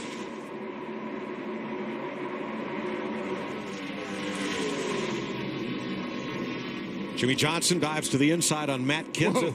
Whoa. Look at that thing shoot through the middle of the corner. Now, one thing about Matt Kenseth, you see they were able, under that caution, changing 2 right side tires. No longer is the hole there. They've actually made a patch and closed that hole up on the front end of Matt Kenseth's car. But, Larry, they've been adjusting on the 48 car. They've been doing stuff with the left rear spring rubber. They have got that thing flying through the middle of the corner. Oh, my gosh. Did you see the move he put on Matt Kenseth? Kevin Harvick slides up in front of Brian Vickers. Remember, Vickers just 2 tires on that stop. Jimmy Johnson coming in the 48. But Brad Keselowski out there with 10 lap more older tires than any of these guys. He just ran his fastest lap of the race a couple of laps ago. But I think he is finding out what Jamie McMurray did in the All-Star race. You don't stop. It's okay if you have the track position in front. And a good car to go with it. Yeah, you got to have a good handling car to do these things, you know, to make those kind of decisions, and they do have a good car tonight. When you got a great race car, you can it gives you so many options, so many things you can do.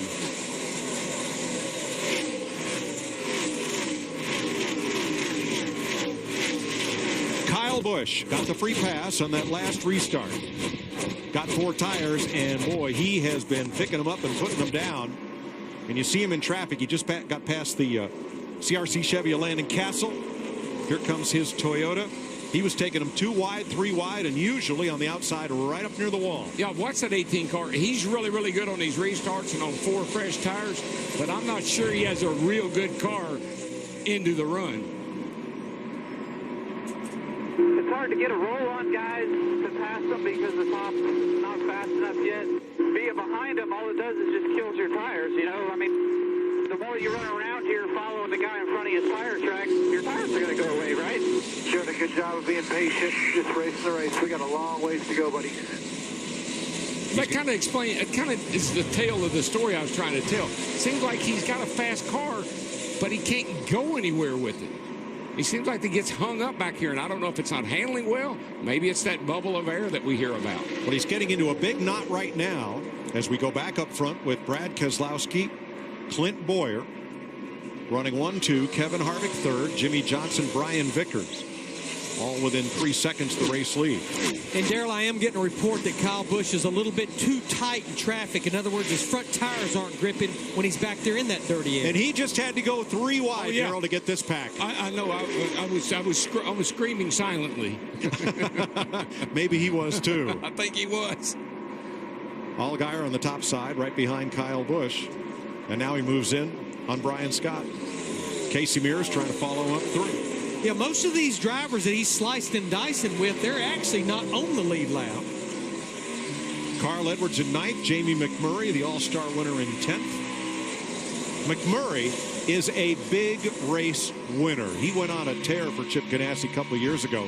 won 3 of NASCAR's Big Four all in the same season. Pulled his belts up tight and got a big win in the All-Star race 1 week ago. Can he complete here on Memorial Day weekend and win the All-Star race and the Coca-Cola 600 in the same year? It's been done before.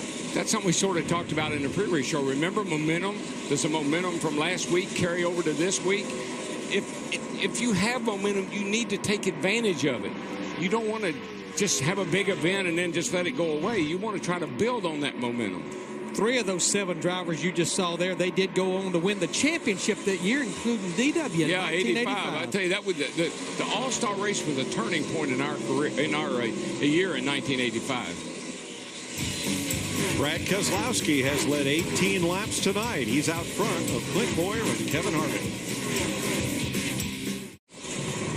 Here's a closer look at today's race action with Sprint. Jimmy Johnson has led the most laps so far today, currently 3rd.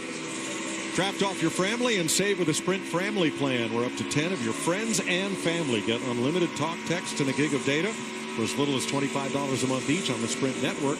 Visit your Sprint store. Start your family today. Happy connecting, race fans. Clint Boyer was 3rd, but while we were away, made a pit stop for a vibration, Steve.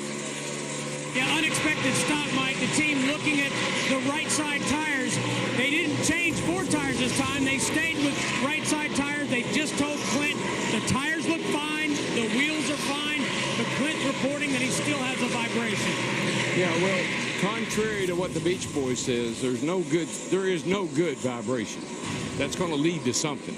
But Darrell, I know you're desperate. You're trying to lose as little bit of ground as you possibly can. You've got a vibration. The best thing to do is change 4 tires. I agree, Larry. I was kind of puzzled why they didn't go ahead and put the left sides on. That means they'll probably have to come back to pit road. Dale Earnhardt Jr. going past Brian Vickers. That'll move Earnhardt up into the top 5. Early in this run, Kevin Harvick reported a vibration, but it resolved itself. 18th place, yesterday's winner in the 300-mile race, Kyle Larson, and Casey Kane, who all night long has been trying to overcome his entry onto pit road when he could not get to his pit. He was blocked by a car exiting the pit in front of him and had to do a go-around and come back in. So Kane trying to work his way back to the front. He is 18th.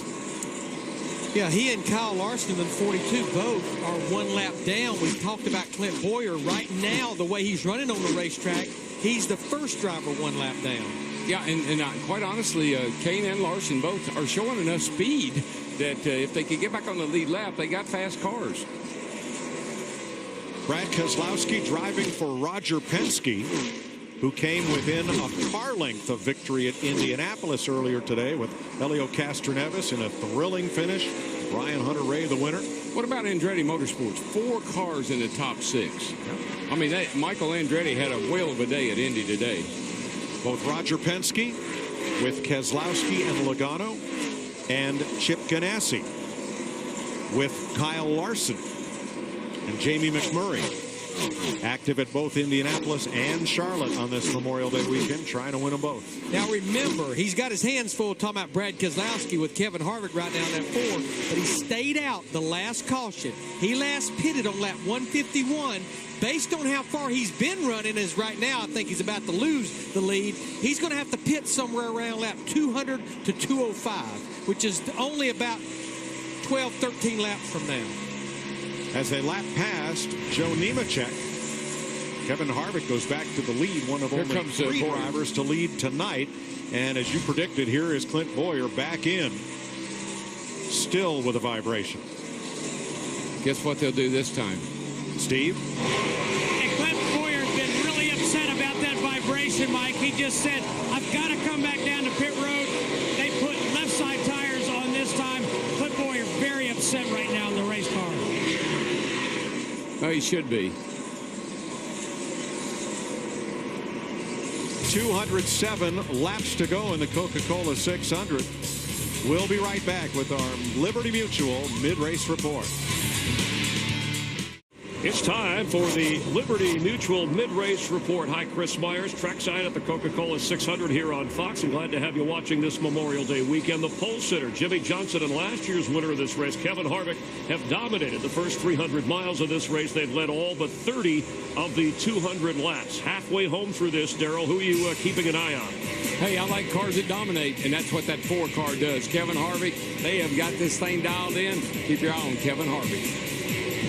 I'm going to keep my eyes on Jamie McMurray. He started back in the 26th spot. He was a lap down. Got the Aaron's Lucky Dog back on the lead lap. Now he's up to 7th, guys. This car is really fast. Looking for him to become the 8th guy to sweep the All-Star race and the 600. Larry Mack, what are you thinking? Michael, who would ever believe we would be at race number 12 and Jimmy Johnson, that got his 6th championship last year and won 6 races, would have a goose egg in the win column?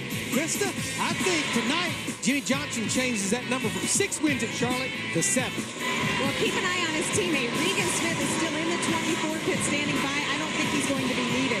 Jeff Gordon once won the Southern 500, even though he was sick and throwing up in the race car all day long. Ray Evernham, his old crew chief, said as long as his heart is beating and he's breathing, he is going to race. Right now, he's just a little loose off 4. That's his only issue. Krista, Brad Keselowski has now slipped to 3rd, but he's led a bunch. When he won here last October, he only led less than a dozen laps. He and Paul Wolfe made a contrary decision, a 4-tire stop at the end of the race to get him to victory lane. And Mike, the global eyes of auto racing watching Kurt Busch, who finished 6th at the Indy 500 earlier today, landed in Charlotte just before 5 o'clock, started at the rear of the field, worked his way up to 10th, currently running 13th. He's hopeful to complete 1,100 miles in one day and possibly win the Coca-Cola 600. Also, Dale Earnhardt Jr.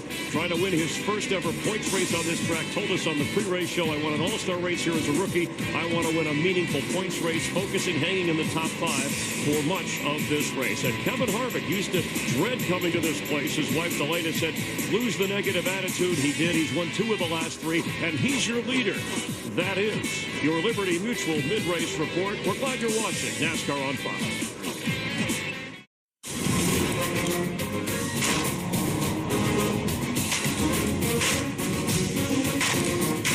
Come back, outside.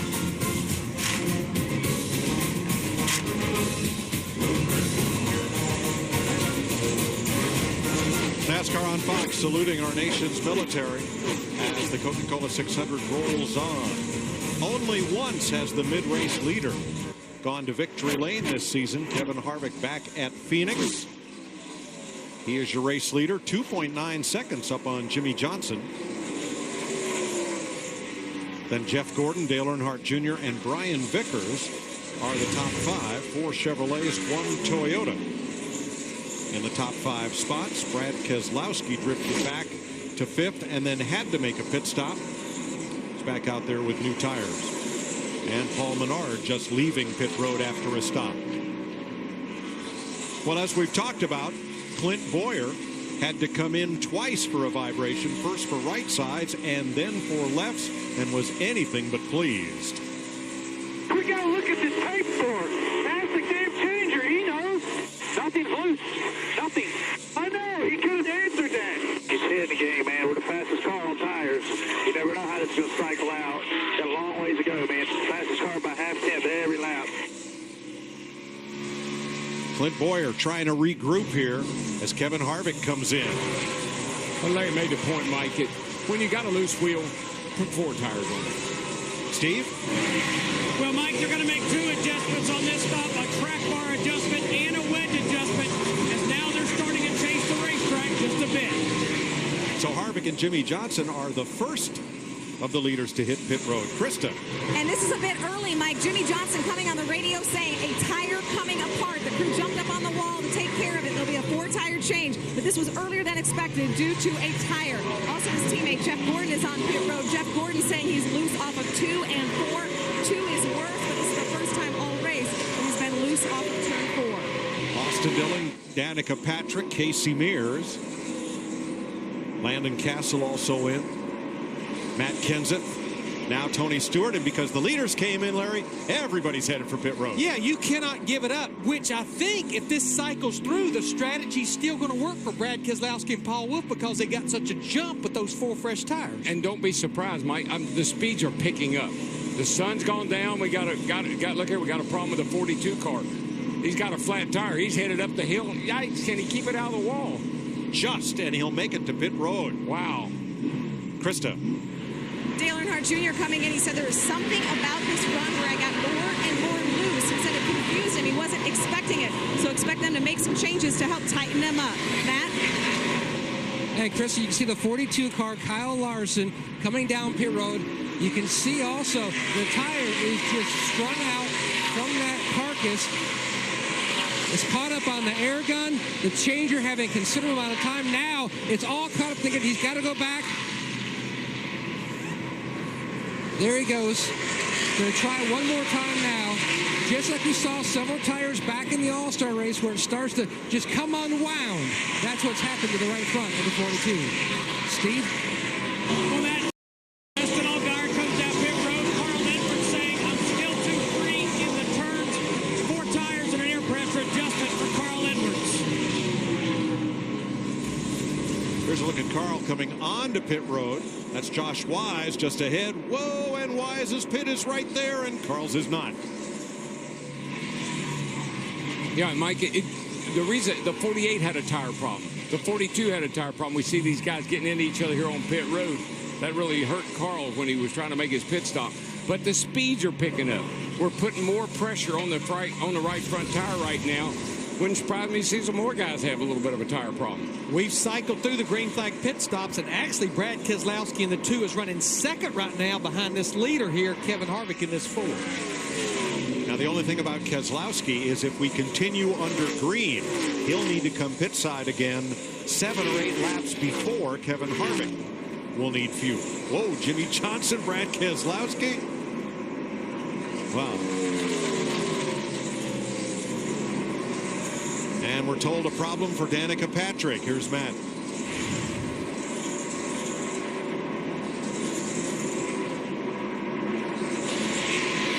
Mike, an issue with the 10 car, Danica Patrick. She has tried to cycle through the electrical system. That has not helped. The engine is down at least 1 cylinder. Tony Gibson told her just to ride it out as long as she can. It's going to be a disappointing end to a lot of excitement coming off that top 10 at Kansas. Yeah, you can see, Matt, that the car is just dying down the straightaway, which tells you that it's good through the corners, but when it gets on the straightaway, she's got a cylinder or something going away in the engine. A 4th place start for Patrick. You see Kurt Busch in the 41. He pitted about 2 or 3 laps after his teammate Kevin Harvick in the 4. He's fighting to stay on the lead lap right now. I think, Larry, we're just going through that period of the race. We're halfway through this race, right at it, and things are happening. I mean, tire problems, engine problems, not surprising to me. And Darrell, we're down to what could be a 3-stop race should we stay under green. The next pit stop, I think you're going to have to get aggressive again with changes because we're going to be in the darkness. Exactly. Only 3 caution flags in the first half of this race, 2 of them for debris, 1 for David Gilliland, who cut a tire and he hit the wall and has gone to the garage. The only other retiree from the race, Reed Sorensen, with engine failure. Yeah, I just heard the 10 car go by, and it is really, the engine's really rattling really bad right now. So I don't look for that thing to last long.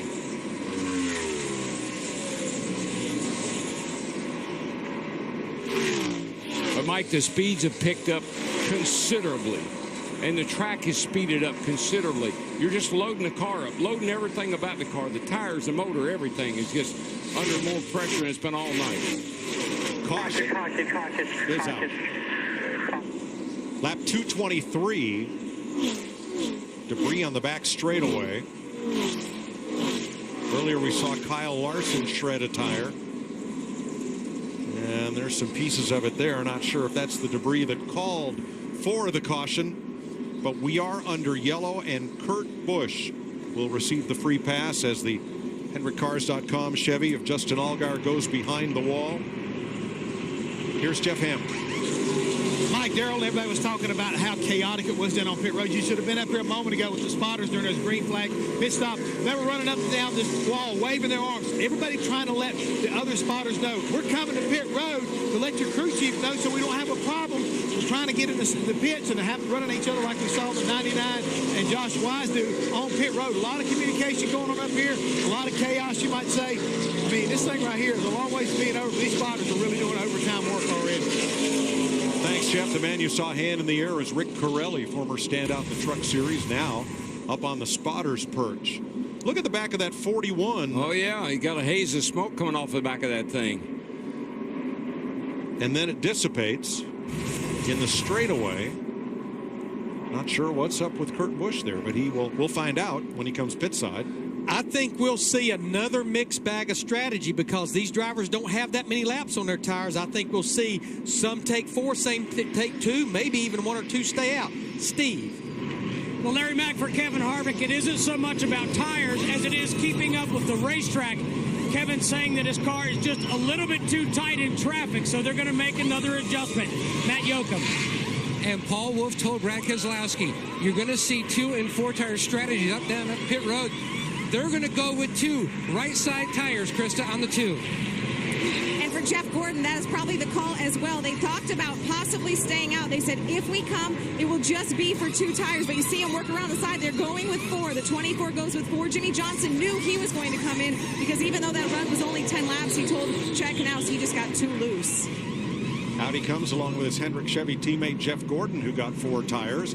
And we heard that Kevin Harvick, who lapped his teammate Kurt Busch a little bit ago, radioed in and said Kurt has a tire rub.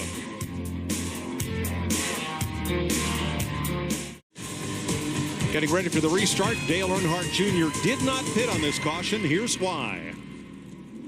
Hey, Dale, if they all pit, I want you to stay out and be the leader. If anybody does stay out, I want you to come. We're going to get 2. We've only run like 6.5 hard right there. So Earnhardt will bring them to the green flag. Brian Vickers doesn't get going, so Earnhardt has a free shot at turn 1. Jamie McMurray on the inside for second place. Vickers up high with Brad Keselowski and then Martin Truex Jr. Yeah, Dale Earnhardt Jr., Brian Vickers, Jamie McMurray, they stayed out as well as Tony Stewart in the 14, but he faded fast there on that restart. I tell you who's not fading fast right now. That one car, McMurray, he is close right up on the back bumper of Superman there, and he might be aiming to get a little run on him here. And Darrell, even though this is a different car from what he won the Sprint All-Star race, this is getting the time of night when that car, they were spot on the other night. It did. It came alive in that final 10 laps. You got to believe, Larry, if you come over here last Saturday night and won that race, you should at least be able to run up front and be in contention to win tonight. Matt Kenseth coming hard on the inside. He jumped under Martin Truex at turn 3. Truex trying him back again as they come down the front straightaway. Kenseth got himself a great restart to move up into the top 5 as Earnhardt and McMurray single file it up front. Here comes Kenseth on the high side again. He's going to get another one and move up to 4th. I mean, this has always been a great track for Jamie McMurray in driving that one car. He has 2 wins here above and beyond the All-Star race. Remember, got his first career win here in October of 2002. Second career start, subbing for the injured Sterling Marlin. You got it. And right now, Larry, if you think about, look at the guys that are running up front. These are the guys that ran up front in the All-Star race. Martin Truex Jr. in that 78 car, he and his crew chief Todd Berrier went with just right side tires, where Kevin Harvick in the 4, Jimmy Johnson in the 48, 4 fresh tires.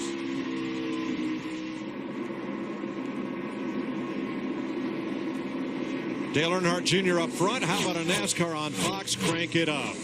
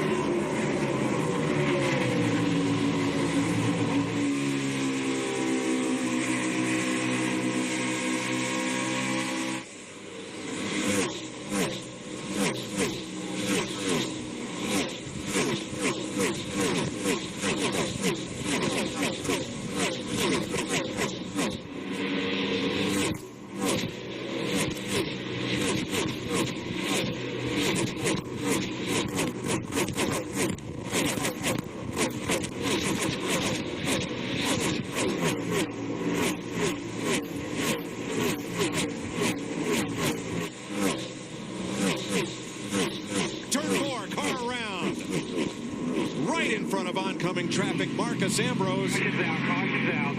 Landon Castle, Danica Patrick spins from contact with Brian Scott.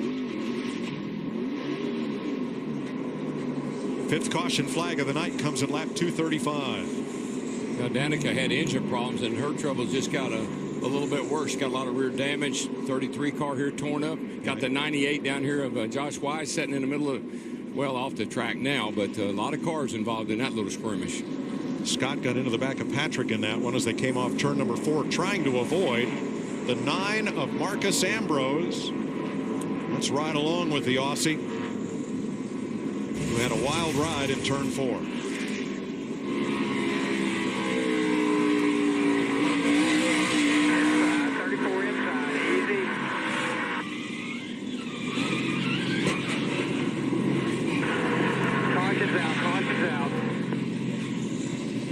Remember, still rolling. Nobody's hit us yet, guys. Nobody hit us. One behind you. I think that final hit may have been from Josh Wise. There's Ambrose way up the track. But remember, we watched Marcus early in the night. I mean, he was all over the track, loose. He's been and spun out a couple of times, but was able to save it, but couldn't save it that time. He's been flirting with that all night long. Yeah, he has. Boy, Allmendinger just missed Ambrose.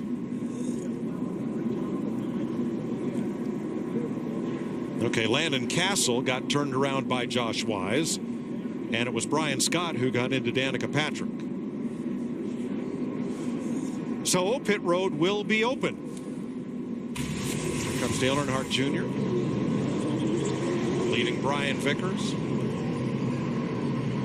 Brad Keselowski, Jeff Gordon, and more.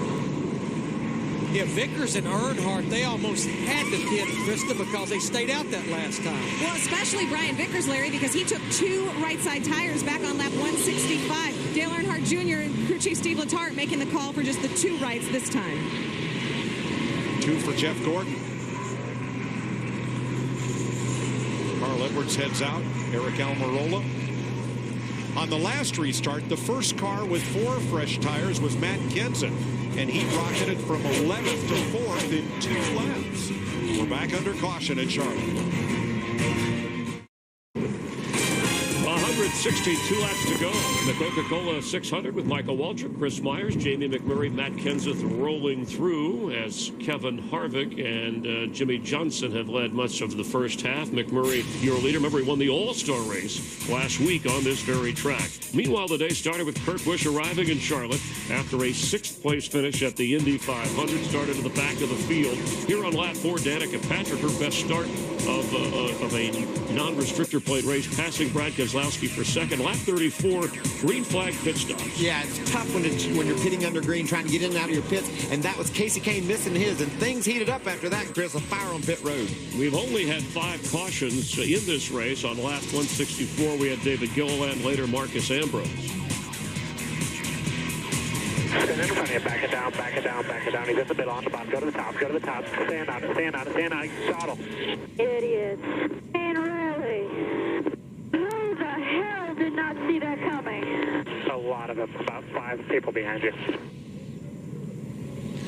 Sometimes you got to look in your mirror to miss a wreck, Chris, and that was Danica's case. There were 3 or 4 of them wrecking behind her, and they ran in the back of her car. But her engine's hurt anyway, so bad to worse, I guess, huh? So McMurray, yes, leading Matt Kenseth. Matt Kenseth won the most races last year, but is yet to win this year. And then there's Kevin Harvick, who's led the most laps in this race, 100, but he says his car is not good in traffic on exit. But now he's moved up to the 3rd spot, so he's going to have some cleaner air. It looked like he was mortal when he was back in 7th or 8th, but when he got to the front, he drove away from everybody. Jamie McMurray, I'm so impressed with this car, being able to fight through traffic. That's what he's done well. We'll see if he can hold the lead now that he's got it. Dale Earnhardt Jr. leading for the 2nd time moments ago, who's hung around in the top 5, top 10 all afternoon, now evening here as we look at our Ram race summary. And 17 cars on the lead lap. We mentioned the 5 cautions and 6 different leaders, 18 lead changes. Your lap leaders, Kevin Harvick, followed by Jimmy Johnson and Brad Keselowski. Yeah, and as you race into the night, we've talked about it all day long. Dale Jr. said we couldn't overemphasize how much the track changes. Kevin Harvick and Jimmy Johnson looked unbeatable early in the going. It'll be interesting to see if their crew chiefs can make the adjustment so they can be that way at the end. Jeff Gordon has not commented about his back during the race tonight. Remember, he had those spasms. He's been in the hunt in the top 10 much of the afternoon, evening. Every weekday, NASCAR Race Hub brings you the best coverage, biggest names, and the best access. It's the daily show of record for NASCAR Nation. Catch NASCAR Race Hub weekdays 5 Eastern on Fox Sports 1, also streaming live on Fox Sports Go. And to find Fox Sports 1 or your provider for Fox Sports 1, go to foxsports1.com as soon as you can. Let's head back upstairs, rejoin Daryl, Larry, and Mike. Thanks, Chris. And on this weekend where we salute our nation's military, one soldier stands out. He's Marine Staff Sergeant Liam Dwyer from Litchfield, Connecticut. This weekend, that's him on the right, and you see the prosthetic leg. He lost it above the knee in Afghanistan. An IED explosion 3 years ago. Well, he and co-driver Tom Long drove their Mazda MX-5 to victory this weekend at his home track, Lime Rock Park, in the Continental Tire Sports Car Challenge. Attaboy. That's amazing. Fantastic. Good job, buddy. Freedom Autosport and Mazda have been backing his return to racing. Great job. Jamie McMurray. First of 7 cars that stayed out on this caution. McMurray, Kenseth, Harvick, Johnson, Truex, Kyle Busch, and Logano stayed out. Jamie McMurray has actually stayed out the last 2 cautions. He last pitted on lap 217, but he still can probably go another 20 laps. But we saw him do that in the All-Star race. He didn't change left side tires for like 40-some laps. Well, these restarts, though, I don't know how they manage them. I mean, it looks like here comes rush hour traffic. Kyle Busch up high around turn 2 once again, and now he's a threat. He's in the top half dozen as he goes to work on Martin Truex, running that high groove. McMurray the leader, Kenseth second, Harvick third, Johnson fourth, Truex, Busch, Logano. There's your battle. This is crazy. I watch these guys and say, oh, they're going to wreck. Oh, no, they're going to wreck. No, they made it. No, they're going to wreck. Logano inside. And Carl Edwards all but made it 3-5 with his 99.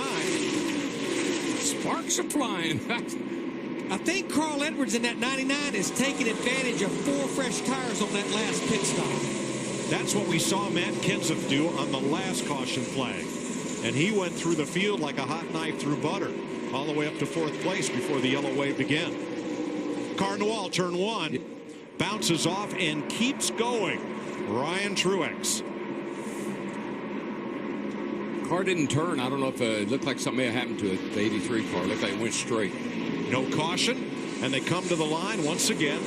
McMurray, but now 2nd place under fire as here goes Kyle Busch and Jeff Gordon at it for 8th place.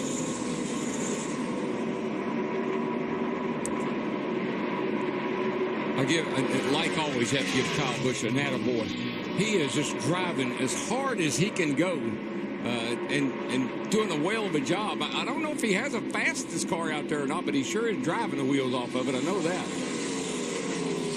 Jeff Gordon at 24, he's one of the drivers that took just right side tires. Kyle Busch, the 18, actually stayed out. 8th place at stake here. Ryan Newman's there. Dale Earnhardt Jr.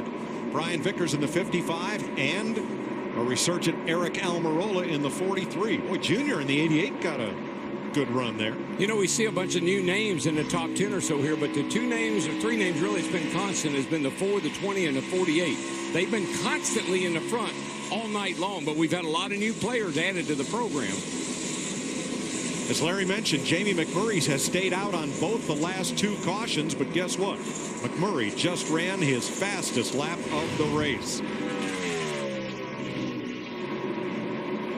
And so did Matt Kenseth, who sits in 3rd. Well, Jamie McMurray won $1 million last week. They can afford to put tires on it if they want to. I'm sure of that. But that was a strategy that really worked good for them last week in the All-Star race. Working good tonight. Kenseth and Jimmy Johnson running pretty identical lap times right now. 3rd and 4th. they're pretty much on the equal tires. They stayed out the last caution. The caution before, both these drivers changed 4 tires. I think Carl Edwards in the 99 has probably made the best use of those 4 new tires, coming from 12th to 7th on this so far short green flag run. Brad Keselowski, on the other hand, has dropped to 14th. And Carl Edwards was one of those drivers that got lapped in the first 100 laps and then took the wave around on that first caution. He was just waiting for the sun to go down. Now, Clint Boyer, the 15, is 1 lap down. He's trying to become the first car a lap down, put him in the lucky dog position. Yeah, he's got to catch Kane. The 5 car is the first car a lap down. If he can catch him, get in front of him, then he's got a shot. And we know his car is fast because his crew chief told him he had a fast car. Fastest car on new tires is what he was told. Brian Newman on the lead lap. So is Tony Stewart. We haven't said much about Smoke tonight, but Tony's hanging in there. He's 15th.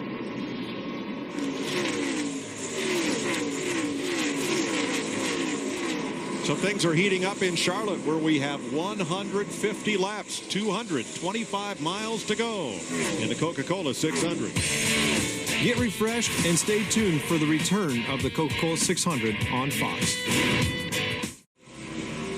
Here's a closer look at tonight's race action with Sprint. Kevin Harvick has led the most laps so far tonight.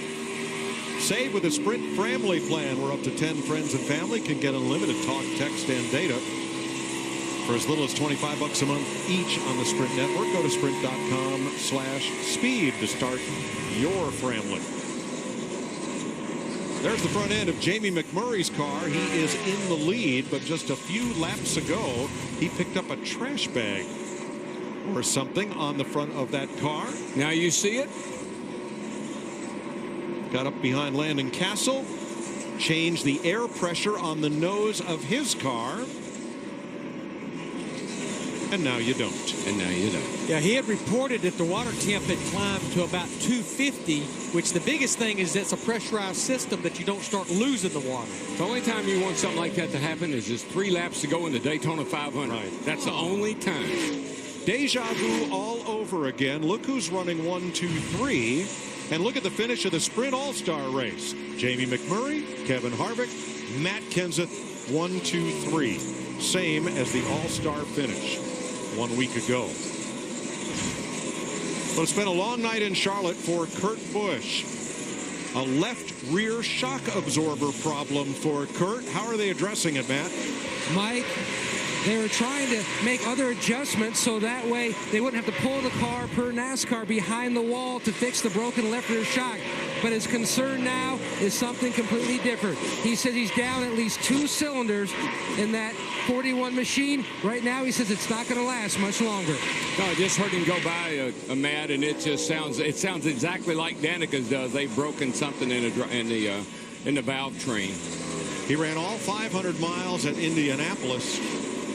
890 racing miles today and tonight for the Las Vegas driver and former Sprint Cup champion Kurt Busch, new to the Stewart-Haas team this year. You think you go to Indy and, you know, that's like foreign territory. You go there and you have a great day, finish 6th, come here, be a piece of cake, right? This is what I always do. This is my day job. But with the pace this race is showing, I just feel like engine attrition is going to rear its head a lot in these last 200 miles. Oh, it already has. I mean, you look, and of course, it's been the Stewart-Haas cars, 2 of them already, the 41 and the 10, and we know this place. Think about the laps that have been run over here. Practice, qualifying, and then a 600-mile race. We're talking about 700, 800 miles on these engines. And a lot of these drivers were not bashful in yesterday's practice running laps.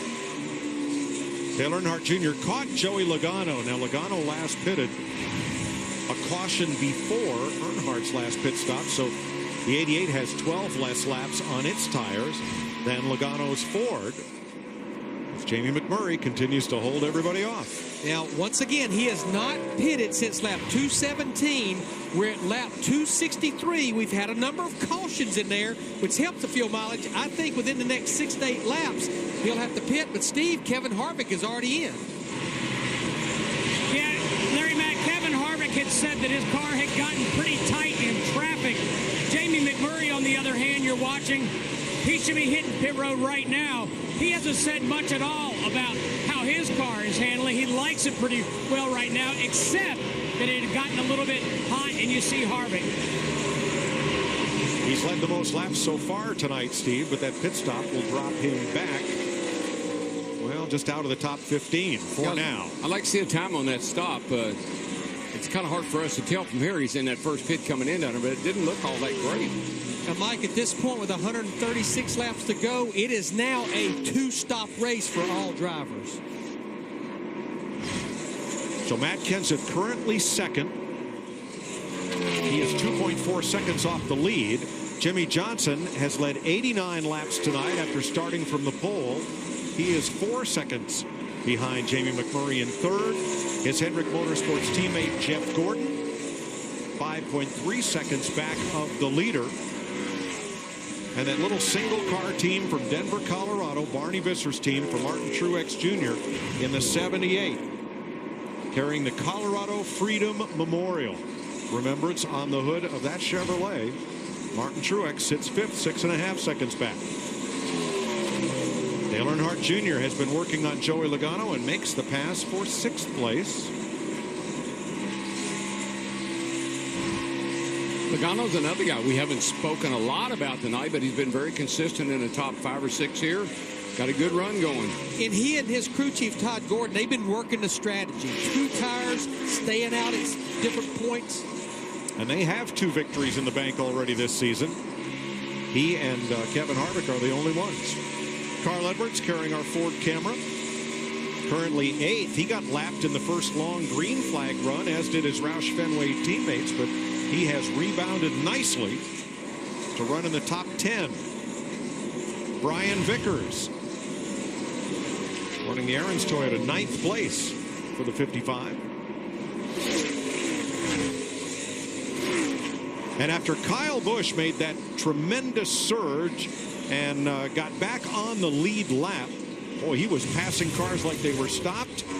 But now he's stopped at 10th place, kind of mired right there, Larry. But just remember right there, he had to start at the tail end of the field because this is a backup car. He had a crash in yesterday's final practice session. But I have been watching him, and he just, I can't believe he's relentless. He gets after somebody, and he will not quit till he gets around them and moves on. Eric Almirola driving Richard Petty's 43. Back up right where he started in 11th place. Used the wave around to get back on the lead lap. He's 10 seconds off the lead. Ryan Newman, Quicken Loan Chevy, 12th. Now he's 13 seconds from the lead, but started back in 40th position after they mismatched tires in qualifying. They had the wrong tires on the right side and had to make a change, and things did not go well in qualifying for Mr. Newman. Brad Keselowski's had an up and down night. He's led 30 laps, the 4th most of all drivers so far. His Penske Ford, 14 seconds off the front spot.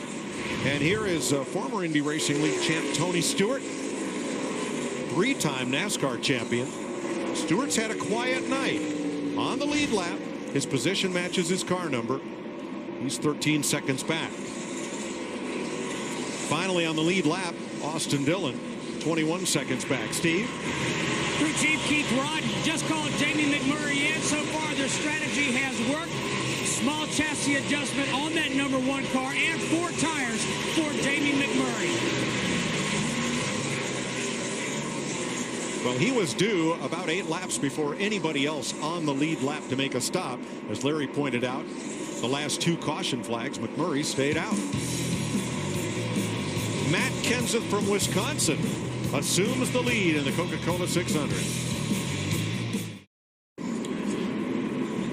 Welcome back to Charlotte. We are under caution. Kurt Busch has blown an engine. 900 miles of racing today for Kurt Busch. Now, as that happens in the backstretch, you're watching Jimmy Johnson come onto pit road to make his pit stop. But you could see the pit road entrance light was green. He was running 3rd when this caution came out. He's already on pit road. I think this was a heads-up call by Jimmy Johnson, Chad Knaus. Because of where he's pitting all the way at the end of pit road, They went ahead and elected to do the pit stop and change 4 tires. All he had to do is move to the exit of pit road and beat Matt Kenseth there. He stays on the lead lap. So this was a real heads-up move. Just another big advantage to having that number 1 pit stall. I mean, it gives you the great opportunity to take a lot of advantages of different situations. Pit positions are chosen in order of qualifying, and Johnson won the pole. Now, what he has to do is to right there, he just has to beat that 20 car to that line that goes all the way across the racetrack and across the exit of pit road, and he indeed did that. The driver disadvantaged by this caution was Jamie McMurray, who made a green flag pit stop. Just 2 laps before the yellow came out. Kurt Busch's long day of racing Indianapolis and Charlotte is over. Jeff Hammond. All right, well, Kurt Busch right now is he's a little bit upset right there, but man, 900 miles of racing. You didn't want it to end this way after a fantastic finish up at Indianapolis. Tell us what happened. The motor blew. I mean, it acted like it swallowed 3 cylinders all at once, and so it was real slow. Kind of a shame, you know, it almost symbolizes how tough it's been this year on the Haas Automation team. We give it our all, and, you know, the way we were clawing our way up there and got a lucky break with the caution one time, and I thought we were making good gains on the car, and it was great to race in traffic and to feel the stock car right after driving an Indy car was a day I'll never forget. And I can't let the mood here with the car dampen what happened up in Indy today. That was very special, and it takes a big team. It takes a team everywhere, and Andretti Autosport gave me a top 5 car to try to win the Indy 500 with. And then, you know, the Stewart Haas guys gave me a good car tonight that the motor just went. Sometimes that happens. So all in all, I'm very satisfied. I gave it my all. I trained hard. I had a lot of people helping me out. Just thanks to Gene Haas and Tony Stewart and Michael Andretti and this whole group. I mean, everybody worked hard on both sides. Thanks, Kurt. Let's go to pit stops. Steve. 4 tires for Matt Kenseth. They've also made a chassis adjustment, Mike. He said his car was loose in, tight in the middle. Matt Yoakum. Steve, tight on landing, but loose everywhere else for Martin Truex Jr. An air pressure change on the 78. He's away. Krista. Teammates Dale Earnhardt Jr. and Jeff Gordon both took just 2 right side tires on the last stop. They both elect to make a 4-tire change on this one. Jeff Gordon saying his car is starting to get tight, but great. Thanks, Krista. Kurt Busch's day and night ends after 906 miles of racing. Up in smoke, out of the race. Came to a frustrating finish for Kurt Busch. Of course, his owner, Tony Stewart, has done the double before and been able to complete at the 600 and a good finish at the Indy 500. 6th there for Kurt Busch, but here it ends with engine problems. Yeah, you could just tell how dejected Kurt was because he put so much into it. He trained. He was ready to go 600 miles tonight, and he had fought himself into contention in this race. Lapped down early, got back on the lead lap, but then his car broke. And you heard him say, it's a day you'll never forget. Exactly. Going from the Indy car to this car. All right, so let's talk about where the driver is mentally. Jimmy Johnson's been the pole sitter. He's led a lot of laps. He's at the front here, but you know you still have 150-plus miles to go. You know, you got to catch some breaks if you're going to win one of these things, Chris. And Jimmy just caught one. He was on pit road when the caution flew. Now he's right up front. That car's been fast all night long. Huge advantage to Jimmy Johnson right now. Kevin Harvick, Jamie McMurray are both now mired in the back, and they've proven to have cars that can run with Jimmy Johnson. With 120 laps to go, Jimmy Johnson, right, the champion, has yet to win this year. Right behind him, Matt Kenseth won more races than any other driver last year. He's yet to win this year. Then you have Jeff Gordon and Joey Logano, a 2-time winner. He's been quiet when it comes to leading tonight. And Carl Edwards, those Roush Fenway cars struggled early, but now he's fought his way into the top 10. So it's been fun to see all the comers and goers. We talked about that before the race started. As the track changes, some guys that struggled early would be strong, and when it got later, and Carl is an example of one of those guys. 24 lead changes. Let's head back upstairs. Jimmy Johnson has led 7 different times tonight, Mike. Thanks, Chris. 7 different leaders in this race as you have a look at Barney Visser, who owns the car of Martin Truex Jr. Little single-car team raced out of Denver, Colorado, because that's where Barney's from. Matt Yoakum? Mike, there are stars on pit road and also on the racetrack, but the true heroes are men and women like owner Barney Visser. Soon after graduation from high school in 1968, he was off to Vietnam. He landed in the 173rd Airborne Brigade, where the casualty rate was 90%. In true hero fashion, so many acts of heroism that have gone unmentioned from his unit. After 21 months, he returned home. The cab driver, he refused payment when he found out that Barney was on his way home. And from all of us, just like the cab driver, thank you, Mr. Visser, and all those men and women who have served, past and present. Thanks, Matt, and thanks to all of our service people who are here in attendance and watching around the world this telecast of the Coca-Cola 600. Aerial coverage tonight brought to you by Goodyear, also proudly supporting our military for 100 years. You can show your support for our troops at Goodyear.com, official tire of NASCAR. Makes us pretty proud when we come to Charlotte Motor Speedway, the job that they do here. Marcus Smith and his group honoring our military the way they do every year for Memorial Day. There's so many servicemen and women here at the track. We've seen them in the stands, hamming up there with them.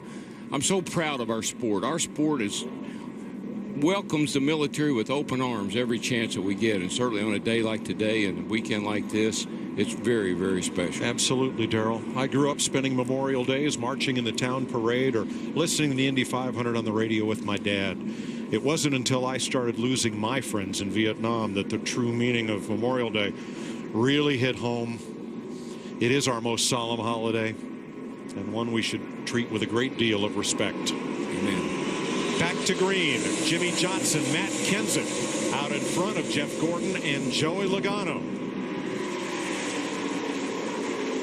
Looks like Jimmy Johnson's on refuse to lose mode once again. And for the first time in a while, about all drivers, that's the oil drive from the engine that let go of Kurt Busch's car you see there on the backstretch. Most all the drivers are on equal tires as far as all four fresh tires. Yeah, the two winningest drivers from last year, Jimmy Johnson and Matt Kenseth, here they are battling for their first win of the 2014 season. Who would have thought that? Truex to the inside, fourth place, and he jumps under Jeff Gordon in Barney Visser's Chevrolet. That's 78. Grabs it. Boy, it's good to see that 78 running good tonight. They have struggled so mightily with that team and that car, but tonight, Todd Berrier and Martin Truex Jr., they got her hooked up. Yeah, only one top 10 finish this year, and that was 10th at Richmond a few weeks ago. And that's a team that made the chase last year with Kurt Busch. So we know it has a tremendous amount of potential. Second place. Dive to the inside by Joey Logano, trying to put his Ford in front of Matt Kenseth's Toyota. Not in turn two. And again, there's two guys leading the race that haven't won this year. Guy running third right now has 2 wins this year. So it'd be nice to see those two guys out front. One of them win a race. And now, Darrell, we have went through the last major transition of this racetrack. We're in full darkness. It's still going to cool down a little bit, but no more major changes. Now, last time around, watch Eric Almirola as he battled back at 11th position, turn 2. That's his 43 on the outside. Whoa. Got in the back of Brad Keselowski there, and Danica Patrick. Right here, turn left, right after the grass. Teammate to the 41 that just blew up. Her engine is let go.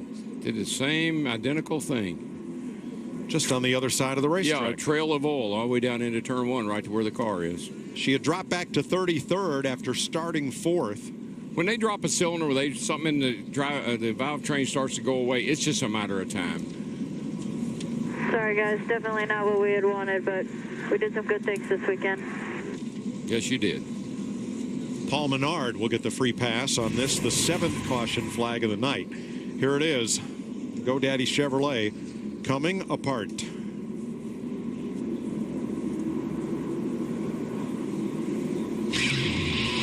Jimmy Johnson, your leader, under caution.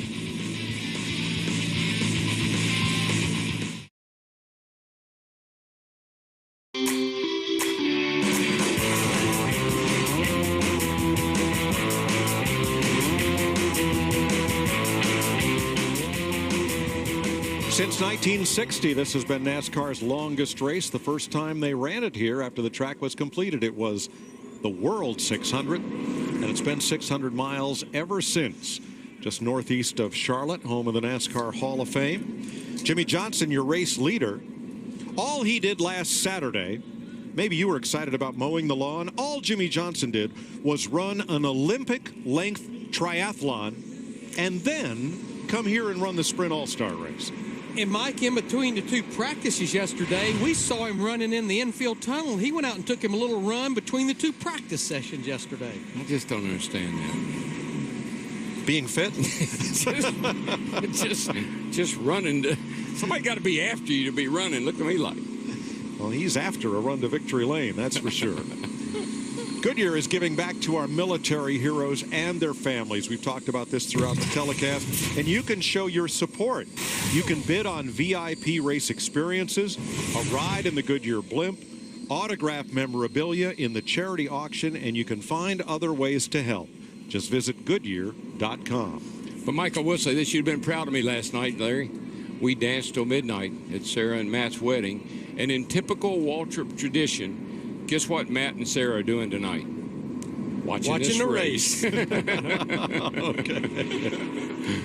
Well, on this Memorial Day weekend, Fox Sports Supports is especially proud to recognize the Army's Gold Star Pin campaign. It honors the families of fallen service members. And to learn more, visit goldstarpins.org. Pit road is open. Now, Jimmy Johnson has 4 more laps on his tires than Matt Kenseth, and they're going to stay out. A couple fainted and then stayed out. Brad Keselowski and Eric Almirola are the first two to come down pit road, actually behind Carl Edwards. Tony Stewart's in as well. Steve?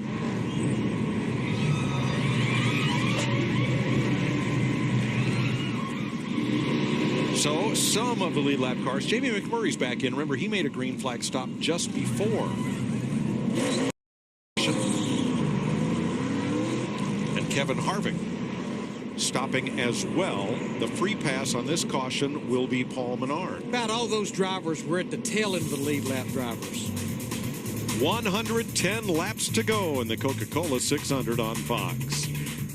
I want to send along our condolences to the family of Ronnie Schaefer, one of the transport drivers that moves NASCAR on Fox from city to city and coast to coast. Native of Pittsburgh, resident of Charlotte, leaves Carol and his wife Carol and a family, and passed away earlier this week, very suddenly.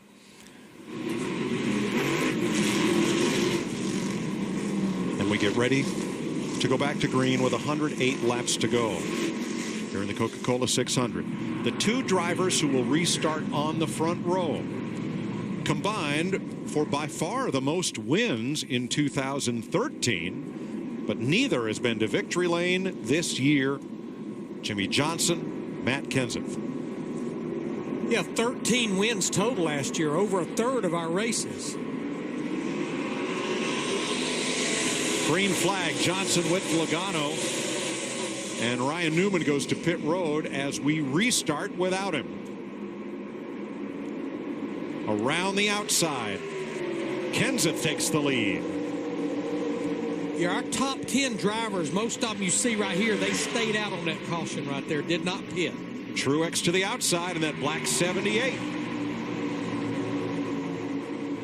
Testing Logano for third. Oh, boy.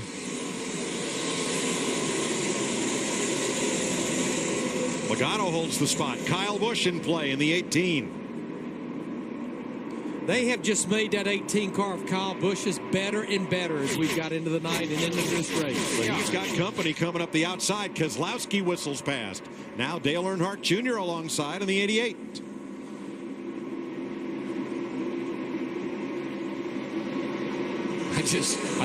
Again, I think Kyle Busch has carried that car a lot tonight. I mean, he has really driven hard tonight, all night long. Fighting for fifth against Earnhardt. Jeff Gordon looking in the 24. Boy, Dale Jr. got right down on the side of that 18 car as if he was trying to get a little side draft. Gordon and Vickers want a piece of this. You're right, Darrell. With Kyle Busch, that 18 right there, boy, that car really stepped out on Dale Earnhardt Jr. right then. He walks way up the racetrack. I think there's so much just determination right there going on in that yellow 18. I agree, Larry. I mean, I've just watched him, and he's been tenacious. And here comes Almirola in the 43, flying that Air Force car. A little squirrely-whirly there because he had McMurray to his inside. Hello. coming through the one car. Excuse me, pardon me. Yes, I'm on my way to the front. Jamie Mack, by the way, ran his fastest lap of the race not long ago. And Matt Kenseth, just 1 lap ago, ran his fastest lap of the race. But then those two guys leading the race right now, when you think of a 600-mile race, wouldn't you think of Matt Kenseth? I mean, he would be the first guy I'd think of that would be really good in a 600-mile race, a long race like this. And Jimmy Johnson right there with him. Yeah, Matt got his very first career win here in the Coca-Cola 600 his rookie season back in 2000. So he's won it once. Jimmy Johnson's won it 3 times. Darrell's won it 5. I got lucky a couple times. They all count. Johnson wants the lead back. He's led the most laps tonight. Might not lead this one. Kenseth hangs tough on the outside. Yeah, it's hard to come off that turn down underneath a fast car like that. Jimmy had to really wiggle the wheel, and I think he may have had to burp it a little bit. Yeah, Darrell, we've seen that for 2 weeks. When you run up high on the exit of the corner, it just carries so much speed and launches you down the straightaway. Yeah, when you come off the bottom so fast, you need the whole racetrack. You need to be able to go all the way out to the wall. Car beside of you just can't do it. Down to the garage, Jeff Hammond. Danica Patrick, we saw what happened to your engine, but tell us about how the early part of the race went. You really were very competitive. The beginning started off all right. Had a good start. Then hit a second, and started getting tighter and tighter and tighter. And unfortunately, we weren't able to fix it on the first stop, so it took a couple stops to make it a little bit better. And then we had a plan there to make a big adjustment that I felt like was really going to help under yellow, and dropped the cylinder or lost power, and then we got hit. So unfortunately, a lot of bad luck, and weren't really as fast as we needed to be at the beginning. It's unfortunate for the whole GoDaddy team. It would have been great to keep the run going that we had, but I think we still showed some good things this weekend, and we're not going to forget about where we've been lately and running better, and we'll be back to get him at Dover. Thanks, Jeff. Danica Patrick out of the race, joining Kurt Busch, Ryan Truex, Josh Wise, Reed Sorensen, and David Gilliland. Now, we don't know what went on with the Chevrolet engines that built by Hendrick Engines that's in Danica Patrick's car, as well as her teammate Kurt Busch. But with about 150 miles to go, we still have a lot of those Chevrolet engines out there on the racetrack. You have the 4 Hendrick drivers. You have 2 more of the Stewart-Haas drivers, and also 2 of the Chip Ganassi drivers. So a lot of Chevrolet engines, including Jeff Gordon in that 24, that's built by that engine company. Jeff Gordon working hard on Kyle Busch as Jamie McMurray goes to the inside of Dale Earnhardt Jr. And that is for 9th on the right of your screen, 6th on the left. Well, Larry, you're talking about the engines, the Toyota engines that in the 20 car. I mean, these engines are at their absolute max. And they're being asked to do so much for so long. I mean, you're talking about engines making 850 horsepower, 9,500 RPM, with 700 and 800 miles on the parts and pieces in them. And you talked about it at the top of the show. The race pace right now is over a second faster than it was in those first 100 laps. Yeah, I mean, that's, now you're the tiredest, the engines that got the most miles on them, and you're asking these cars to perform better than they have all night long. And look who's coming back. Brad Keselowski restarted 12th at lap 294, 12 laps ago. He's come from 12th to 4th. And they just keep getting off sequence with their strategy. When he stays out when everyone else pit. Remember, the top 10 stayed out. They got 4 tires that time. Now we're having fun. How do you do that with that crappy motor? Switches should be set. Go get the 22. It's his teammate just in front of him. Joey Logano. He had some disparaging words about his motor at some point in time tonight. At some point. But it's come to life as he tracks down the 22, Connecticut's Joey Logano. Joey's had quite a week. Tuesday night, he raced go-karts in the Little 600. Wednesday, he threw out the first pitch at Charlotte Knight's new stadium. Friday, he spent down on Speed Street. Qualified Thursday night, practiced on Saturday, Sundays for racing. Oh, and he had a birthday yesterday, turned 24 years old. How about that? Krista? And really, Joey Logano has had a solid car all night. They just made a lot of changes to keep up with the racetrack. On the last run, he said it took off great, the best it's been in traffic. The only thing he needed really was more drive off. But Joey very comfortable and confident inside that race car. These two guys right here are having a heck of a battle. I tell you, Kyle Busch and Jeff Gordon here, they back and forth. They changed positions about 3 times a lap. And here's the third place race between teammates, and for the lead, Jimmy Johnson again trying Matt Kenseth. That smoke you see in turn 2 is from a campfire. We hope it's a campfire. It's in the infield. It's not on the racetrack. Well, it's over at Redneck Hill over there. They have those things happen over there. Jimmy Johnson in this 48, he keeps making a run at Matt Kenseth in that 20-car leader, but he just can't complete the pass. You know who lives over there on Redneck Hill? Mater. That's where Mater came from. From the movie Cars. He's the mayor of Redneck Hill. Toe Mater. Johnson keeps looking, but he keeps looking on the inside, Darrell, and you've talked about how hard it is to get a run up off the corner from the bottom lane. That 48's a bottom feeder. He just about always is. I mean, that's just where he likes to run, and he knows this joint pretty good. He's won a lot here, and I'd say he'll make it work. We're hearing there might be a little bit of a problem with the 88 car. Here he comes to pit road. On pit road. He's dropped to 13th. Krista? Look at the front. Yeah, the team being told to open the hood as Dale Earnhardt Jr. will bring his car down pit road. They took 4 tires on the last pit stop. They actually had a slow pit stop on the last one. It made a mistake. Dale Earnhardt Jr. rallying his troops saying, no problem. There's no other group I would rather have. But he came on the radio just a few moments ago and said, possible vibration. They said, check the oil pressure. Dale Earnhardt Jr.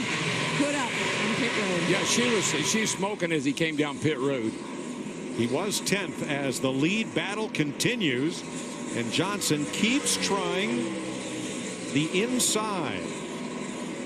Hamlin on pit road. Yeah, he made the pass work that time. He was able to do that little slide job coming up off turn 4 and get in front of Kenseth in that 20. That's how you make the bottom work. Put up on Dale Earnhardt Jr.'s car. That's the 3rd Hendrick-powered car to be stopped with the hood up. Kurt Busch, Danica Patrick already in the garage as Junior pulls away, and Denny Hamlin, after service from his Joe Gibbs Toyota crew, goes back in the race. Tell you, this is that time of the night, buddy, and it's the time of the race when if something's going to happen, you're probably going to see it happen over the next few laps. These engines, I don't want to keep hammering on this subject, but it's just amazing what they go through. Darrell, we're getting close to 500 miles. And for the last half dozen years, the winner of the 600 has been running either first, second, or third at 500 miles. And that is 6 of the last 7 winners.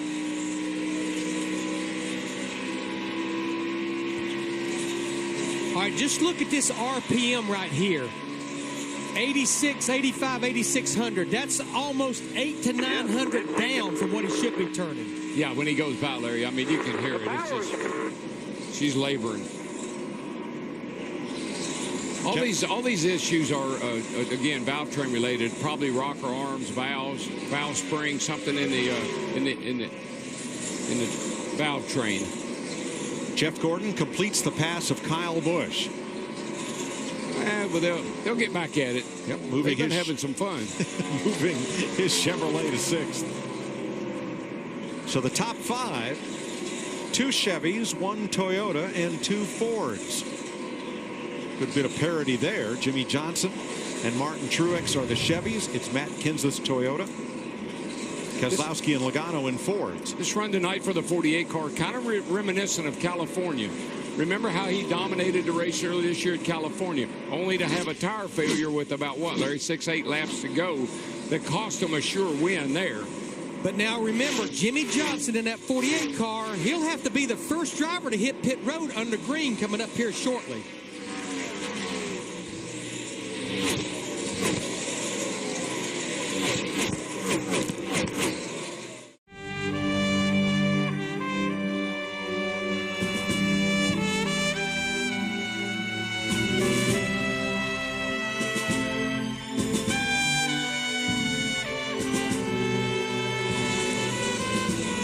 Memorial Day was created shortly after the Civil War.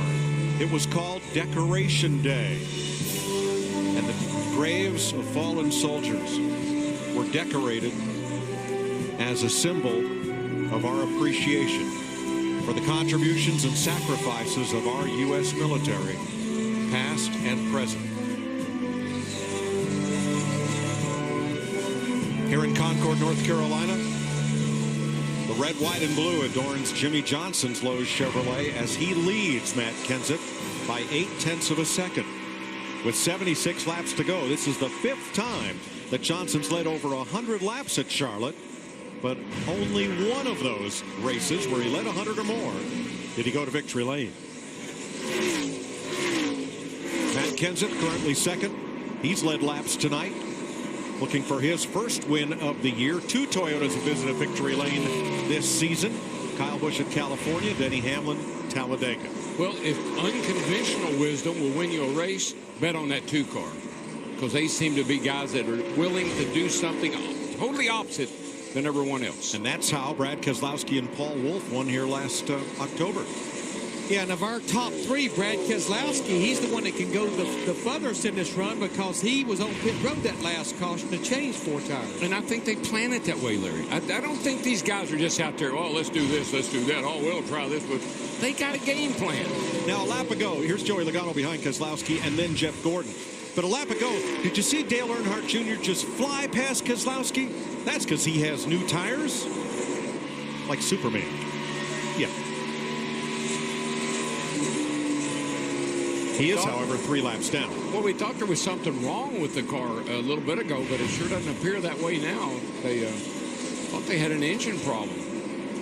Brian Vickers up to 6th, quietly marching his way to the front. And Kevin Harvick, who was trapped a lap down earlier, he's fought his way back to 7th. Yeah, it was lap 263 that Harvick was trapped after making a green flag stop when the caution came out.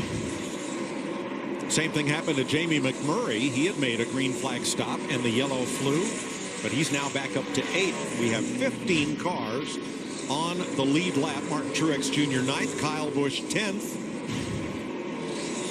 and Tony Stewart going around Kyle Busch as the 18 comes to pit road.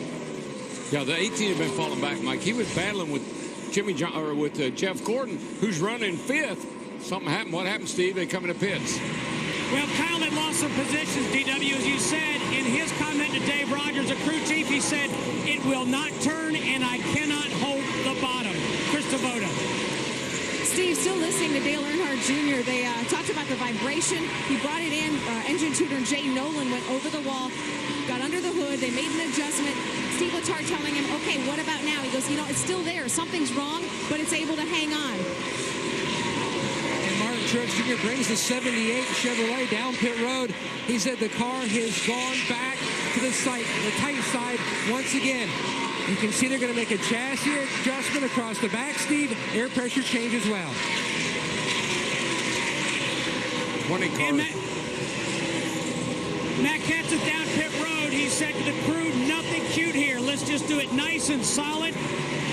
Matt said his car is tight in the center and loose off. Krista. Jeff Gordon saying his race car has gotten very tight. He has lost the drive off. He feels great in the car, even with the bad back. The car needs a slight adjustment. They're going to do that right now. Greg Biffle, Austin Dillon in the pit lane as well. Dillon had gotten back up onto the lead lap in 13th, making their scheduled green flag pit stops. Jimmy Johnson coming, along with Joey Logano and Jamie McMurray. Tony Stewart's in, Brian Vickers. Krista. This is when Jimmy Johnson and team are just so good, keeping up with the changes. They are making a slight adjustment to give Jimmy a little bit more of the feel he needs. He had said that this always has been a race of attrition. It's now a race of opportunity to take advantage of it. Joey Logano, meanwhile, has had a great car. The only problem they had on the last run, he needed to drive off. And the best has been all night in traffic, but a slow stop for the 22.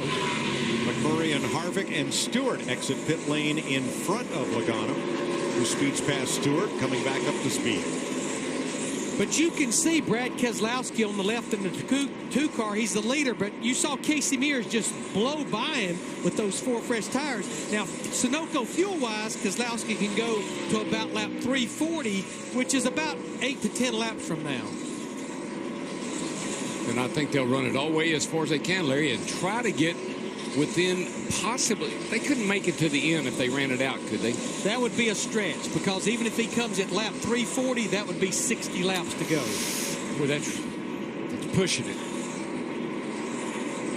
Keselowski, Almirola, Edwards, and Menard, the first 4 drivers, still have not made this round of green flag pit stops, nor has Kyle Larson, who is 2 laps down in 17th. Man, the guys with new tires, catching the guys with the old tires, it's scary how quickly they close. And we started seeing this about 4 caution flags ago when Matt Kenseth made a huge run in picking up almost 10 spots in 2 laps. And we've seen it ever since as we transition into nighttime. 100 miles to go as Joey Logano works over Jamie McMurray for 12th place.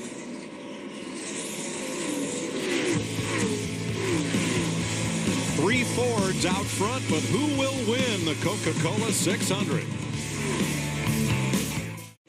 We're into the final 100 miles at Charlotte Motor Speedway in the Coca-Cola 600. Here are the leaders at the 100-mile markers so far. 90 to go right now. We have talked about Brad Keselowski and Paul Wolfe being contrary. Wonder what their strategy is from here.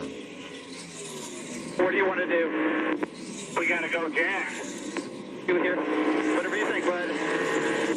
They do anything else at this point, right? No, you're right. You're right, bud. Guys that pit early, we might get jumped by, you know, a couple guys, but we have the chance of going all the way. It's just a trade-off. I trust you. Makes sense. Still go about 13. Let's do it. Yes, sir. Let's do it.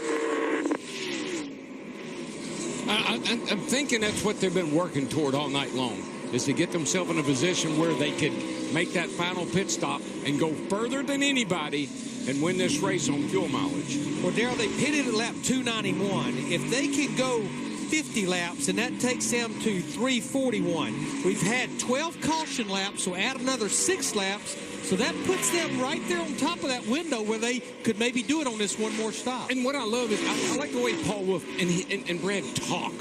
They're strategizing together. Now, 2 drivers who pitted at the same time just left pit road, Ryan Newman and Paul Menard. Here comes Keselowski, who was last in at lap 291. Matt? And they warned Keselowski about the 33 leaving on his entry. They were going to make a chassis adjustment on the cue. They waved that off. Clean tear off for the final run of the finish. And he had been, like you heard on the audio, he'd been trying to save fuel leading up to his pit stop. They are packed it full of fuel. He's away. Meanwhile, during the last commercial break, Dale Earnhardt Jr. ran only 24 laps before he came to pit lane, saying it felt like the engine was not taking fuel. They gave him gas and 4 tires and sent him back out. Now here's Eric Almirola and Carl Edwards. Steve? Eric Almirola's feedback is, I need help running the middle groove. You see Carl Edwards on your right.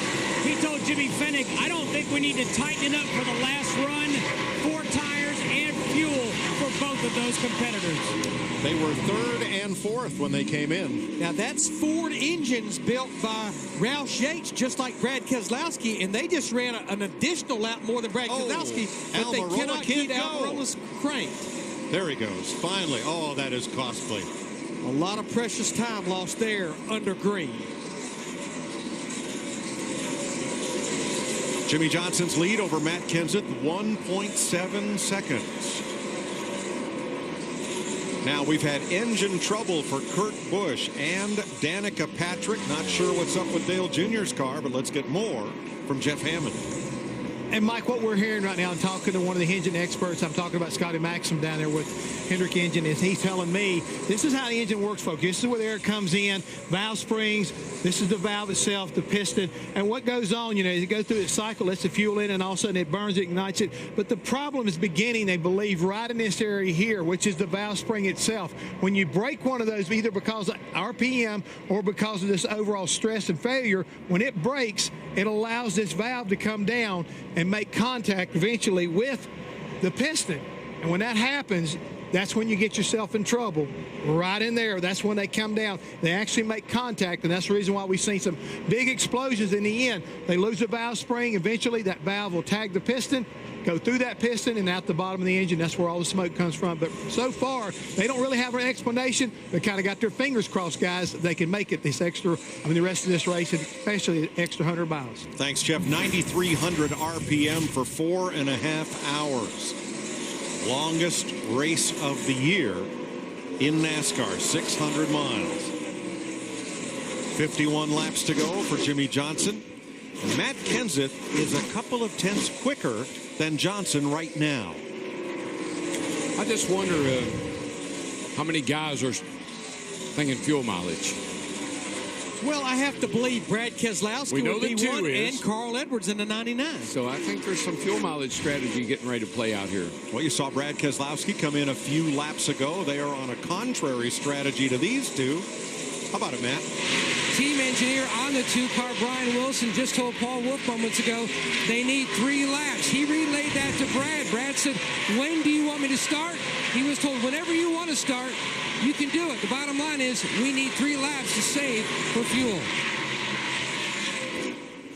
How do you save 3 laps of fuel at these speeds? Yeah, because that's 4.5 miles that fuel he's got to save. Yeah, but you don't mash the gas wide open. Here, think about gas like this. When you're pushing down on the pedal, you're burning gas. When you're off the pedal, you're not burning gas. All right, that's 4.5 miles. These things get a little over 4 miles to the gallon. They're asking him to save a little over a gallon of fuel. He can do it. 43 laps to go. Brad Keselowski flashes onto pit road. Matt? Back on lap 353, Mike, he keyed the mic and said, I think I have a loose wheel. A few moments later said, I believe it's something wrong with the left front hub, maybe braking. And then half a lap ago, he says, I do believe it is a loose wheel. He hit pit road, changing those now. He was running ninth at that junction. Well, so much for strategy. And we're told that Kevin Harvick will be making a pit stop shortly. Now, just prior to the stop, watch the telemetry on Brad Keselowski's car, 8,800 RPM, full throttle, and then shuts it off and coasts into the corner. He can do. I've never seen anybody be able to do that other than him. Remember Kansas a couple years ago, kicking it out of gear, turning the engine off, coasting in the corner at 180 mile an hour. I don't know how he does it, but he does it.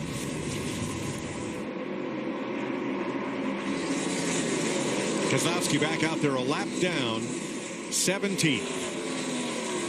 But see, that's what makes racing pull your hair out. They had a great strategy. I think they had a great game plan. All of a sudden, that's all for naught. And Keselowski says the vibration is still there. He probably nailed it on the first call when he said he thought he had a loose wheel, or maybe it was a left side hub. We'll wait and see what happens to the car, but he may have nailed it on that first call. Larry, we're in sort of uncharted territory in that we only go past 500 miles once a year, and it's this night. Well, and yeah, as a crew chief and as a driver, you're on borrowed time. But Matt Yoakum, what you got, buddy? Brad Keselowski just said on the radio that the vibration has gone away. It definitely was a loose wheel.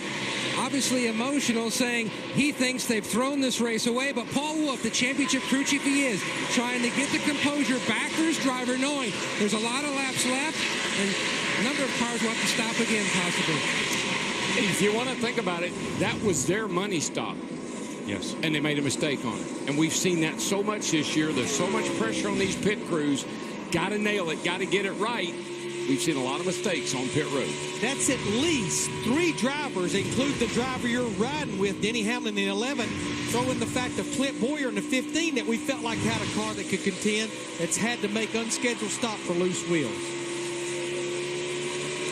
Happened to Hamlin twice. The left rear was loose. Johnson the leader, Kenseth second, Gordon third, and Kevin Harvick back in play, 3.3 seconds off the lead. Steve?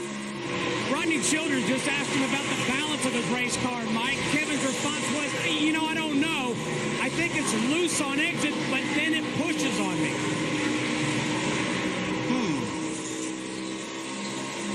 So a little bit puzzling there. And Denny Hamlin is back on pit road. A.J. Allmendinger going a lap down. Lap 368, that's just 4 laps from now. That's when the last caution flew on average in the last 10 Coke 600. Now that's the trend of actually 9 out of the last 10 because we had the one that was rain shortened in 2009. But the trend in 2014, if you look at 7 of our 11 races this year, we have had a caution in the final 15 laps. Jeff Gordon, third place under Casey Mears. He's 2.9 seconds off the lead. Didn't have a stellar qualifying run. Got knocked out in round 1 of knockout qualifying. Started 25th. I'm seeing some cars that I really haven't seen any what I call evil cars tonight. But I've seen a couple of cars come off turn 4 that almost caused caution. We're going to take you side by side with 34 laps to go. Jimmy Johnson leading Matt Kenseth by 1 second. Jimmy Johnson leading with 30 laps to go at Charlotte Motor Speedway. Aerial coverage provided by Goodyear, proudly supporting our military for 100 years. Support our troops. Go to Goodyear.com. Goodyear, official tire of NASCAR. The top 10 all pitted from lap 330 to 332. The first driver we've heard that says he can make it is Carl Edwards' team. Edwards is 11th. He pitted at lap 346, 15 laps later than the leaders. Yeah, all of those 10 drivers running 1 through 10, Mike, including Jimmy Johnson in 48, they're going to have to make one more stop before this thing's over. But remember, we talked about Carl Edwards. He actually pitted 1 lap after Brad Keselowski did back on lap 354, actually 346. So that's going to make him have to run 54 laps. Now, he's almost a lap down. He's still on the lead lap. I don't know if this would be a race-winning move, but it could certainly buy him a much better finish than he was going to have if he can go to the very end. I just like guys that are willing to try it. You know, take a chance, gamble a little bit, try it. Oh, Matt Kenseth slides it coming onto pit road, and he's got that early pit stall. He's got to get it woed down, Steve. And Mike, this will be a 4-tire pit stop for Matt Kenseth. No other chassis adjustments, just 4 tires. They don't even put a second fuel can in, just 4 tires. Well, if he gets 4 and goes, how long do they dare leave race leader Jimmy Johnson out there? Yeah, because we've already shown, as you also see Joey Logano in the 22 car, one of those top 10 drivers. He's on pit road. And Krista, I would imagine they're going to get 4. Yeah, Larry Mack, that's the plan. They also want to get a little redemption. Remember, they had a slow stop the last time by, so they're trying to keep it solid and simple for Joey. Jimmy Johnson is in. Now, Logano's got to get gone. Yeah, that's Johnson's bad timing. going to have a bad angle in. He's in. Well, that was bad timing, though. That 22 car right there. Krista. Right now for Jimmy Johnson, a slight adjustment just to keep up with his final sprint to the finish. A 4-tire stop for Jimmy Johnson. Kevin Harvick, Jamie McMurray, Austin Dillon, Tony Stewart, and Denny Hamlin, or excuse me, Jeff Gordon in the pit lane. Final stop of the night. Brian Vickers is in. Martin Truex, Clint Boyer. Krista? But with the bad back this morning, Jeff Gordon now not just trying to survive and make this race, he is trying to win it. An audible call, 2 tires, 2 right sides for the 24. Well, Gordon pitted as the leader. Yep, 2 tires. That may not be a bad move. That may be a winning move. Martin Truex gets 4 from that Todd Berrier-led crew and goes back out. If I remember correctly, when he won the 600 here for his first win, Jeff Gordon Ray Evernham took 2 tires on his last stop. Believe you're right. To win the race. Yep. Now 20 years ago. 20 years ago. You just saw Paul Menard in that 27 car. He's running second right now. He pitted on lap 343, but we're riding with Carl Edwards right now, pitted on lap 346, and he has a 7.5-second lead over third place Jeff Gordon in that 24 car. Now, if we can listen to the engine, you can tell if he's trying to save fuel or not, because he'll roll out of the throttle early and he will push the pedal down real nice and gently to try to save as much fuel as he can. Paul Menard, former Brickyard winner, in second place. He is 4 seconds off the lead. We're going to take you side by side with 23 laps to go. Caution is out. A left rear came apart on left front on Alex Bowman's car. That's put us under caution. Now, Carl Edwards was going to go the distance, try to stretch it on fuel, but the caution changes everything. Steve. Carl Edwards on pit road, and when the caution came out, Jimmy Fennick said, well, we gave it a whirl, which makes me think they were going to try and go to the end on fuel, but now Carl said, let's just put on tires. They'll take a little gas as well, and now they'll race to the end with everybody else. Brian Vickers, Brad Keselowski, Joey Logano come in. So do Kyle Busch, Paul Menard, Jamie McMurray, Kevin Harvick, and Eric Almirola. So that means staying out Jeff Gordon, Matt Kenseth, Jimmy Johnson. Boy, this is going to get interesting. It's going to get really interesting. I like it. Martin Truex Jr. also stayed out. Woo. So here's your sprint, 20 to go.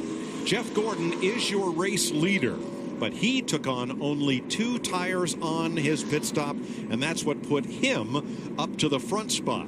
The 2 men chasing him have not won a race this year. Matt Kenseth and Jimmy Johnson. They combined for the most wins last year, 13 total, but neither has visited victory lane in 2014. With less than 20 laps to go, when we come back to green, those 2 right side tires may get the job done. I'm not going to say they won't. If nothing else, they have him out front where he's going to get max downforce on that car. And we saw, just like at Kansas, when he got out front, he was able to kind of gap the field. So we'll see what happens here tonight. And Carl Edwards' strategy changes completely with this caution flag. They cannot stretch it to the end on fuel. That's your sprint, 20 to go. Lap down cars now head to pit lane. 20 laps to go, working caution for the 8th time tonight. And looking ahead to next week. Next week, we take on the Monster Mile and all of its mayhem. It's the final race of the season on Fox. We're going to go out in a ball of flame. There's going to be lots of bumping and banging out there. It's all going to be right here on Fox. NASCAR on Fox. FedEx 400 benefiting Autism Speaks. 19 to go here in Charlotte. They'll get 1 to go at the line. Now, the first 4 drivers stayed out. Jeff Gordon, Matt Kenseth, Jimmy Johnson, Martin Truex. Well, you know what? This is when the old crew chief has to get up on his old pit box and say, look at here, Jeff Gordon, you're a 4-time champion. You got 89 wins. You can do it. I'm not convinced we're finished with cautions either, with them all bunched back up. Yeah. And the way these restarts have been. The way these restarts have been, I totally agree with that.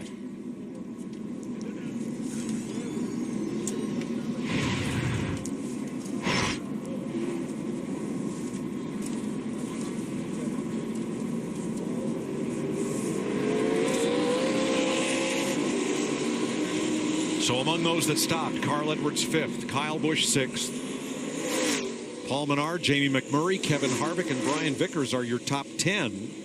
Also on the lead lap, Brad Keselowski, Eric Almirola, Joey Logano, and Tony Stewart got the free pass on this 8th caution flag of the night. When I look at Jeff Gordon in his 24-car lead in this race, Mike, when we did those practices yesterday, I don't know if anybody was convinced that he was even going to be able to race today because of back spasms. And here he is, almost closing out 600 miles and sitting here leading the race. having driven one of these things and having been a former driver, I would have bet you that he would be in that car tonight because he knows how good that car is right now, and he knows that car could win this race. He definitely wanted to be in it.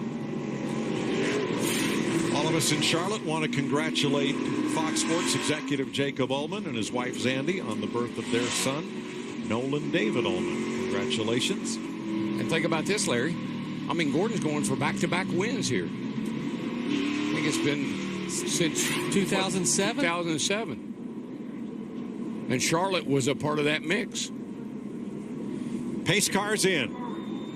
It'll be 17 laps to go when Jeff Gordon and Matt Kenseth, Chevy and Toyota, bring them to the line. 14 lead lap cars, all hoping to win it.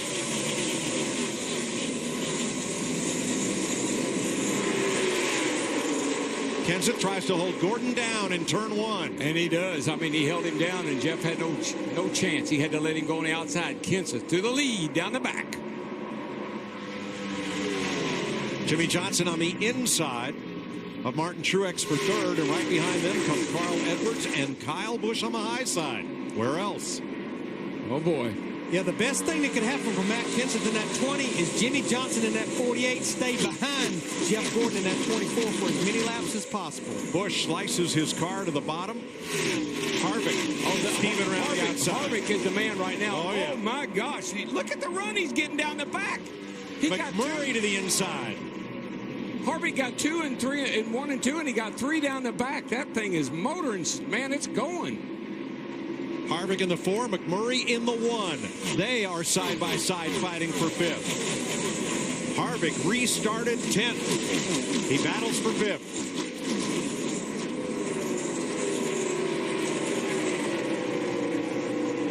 Tell you, when that Matt Kenseth gets out front.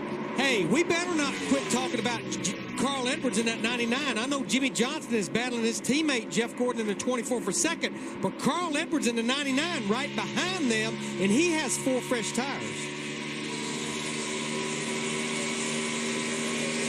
Last fall, a 4-tire call on the final pit stop sent Brad Keselowski to the front end of victory lane.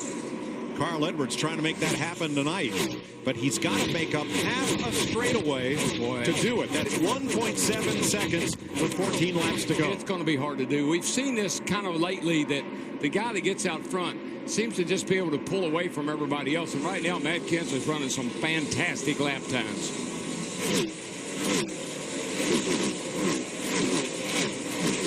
Right there at the 29.03 to a 29.30 on Edwards. So that's 3/10 that Matt put on him right there. Boy, Edwards had a run underneath Jeff Gordon, but couldn't complete the pass. And here comes Harvick in the 4. Top to bottom. Top around Edwards, bottom around Gordon. That 4 and car. looking at the leaders. Yeah, that 4 car is the one I want to keep an eye on. That thing is hooked up. I think Kevin Harvick may find out the same thing he found out at Kansas. He needs a few more laps. But the fastest driver on the racetrack right now is sitting there running in second, Jimmy Johnson in that 48. The last couple of laps, he has beat Matt Kenseth over a 10th a lap. But how about this? The 2 guys leading the race right now, running first and second, need a win. Neither one of them have a win this year. The guy chasing them down, Kevin Harvick, got 2 wins right behind them. Krista. Mike, there is no panic on Team 48. Chad Keselowski just telling his driver, quote, plenty of time. I tell you, the 2 tires they're not going to be the hot tip for the 24, doesn't look like. He's getting eaten up by just about everybody right now. He's holding on, but he's losing ground to some of these fast cars. Well, Darrell, Chad Knaus tells Jimmy Johnson plenty of time, but 10 laps, 10 to go. That does not leave a lot of sand in your hourglass. Trust me. If Matt Kenseth holds on, he'll be the first in 5 races to do so. I think what Matt's going to have to do, he's going to have to figure out a little something here different if he's going to stay ahead of Jimmy Johnson, because he likes that bottom, but he might want to move up a little bit and see if he can pick up some time, and it looks like he might be doing that. Johnson gained a 10th and a half the last lap. And that's been the case anywhere from a 10th to a 10th and a half the last 4 laps. You can see he just keeps pulling that 20 car in.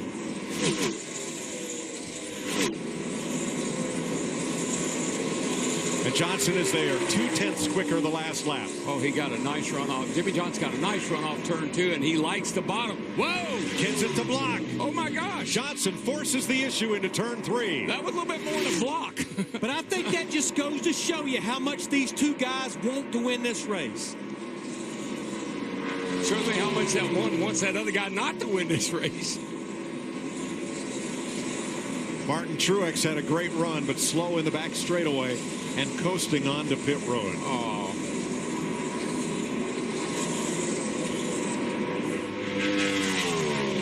Told it's a tire for Truex. He was 8th. Well, I don't know, Larry. I don't believe Kevin Harvick's going to have enough time to get to these two guys. He might get to the back of them. I don't think he's going to have enough time to get around them. Do you? Well, we've got 7 laps to go, and he's beaten them about 2/10. Now, he didn't beat Johnson 2/10. He did beat Matt Kenseth by 2/10 that time. Landon Castle slow around turn 4, but he's going to stay on the racetrack and try to complete the distance. Jeff Gordon gave up another spot, 7th. And it's a broken axle for Martin Truex. Well, what a run they had tonight. Yep. That's the best they've been all year long. That's encouraging for that team because they needed a run like that tonight. They have really lacked in performance, but they had it tonight. Jimmy Johnson pulling away, 3/10 quicker than Matt Kenseth that lap with 6 to go. Yeah, and it's really pretty much a smooth sailing from here to the finish. There's no traffic ahead. It's going to be a pretty clear track. They're going to come up on Michael Annett here, but he'll get by him. He's the only car that they got to worry with. Clean track. Kevin Harvick may be able to wrest second from Matt Kenseth before this is over in 5 more laps. It all began at 8 o'clock this morning. Formula One. Nico Rosberg beating Mercedes teammate Lewis Hamilton to the checkered flag.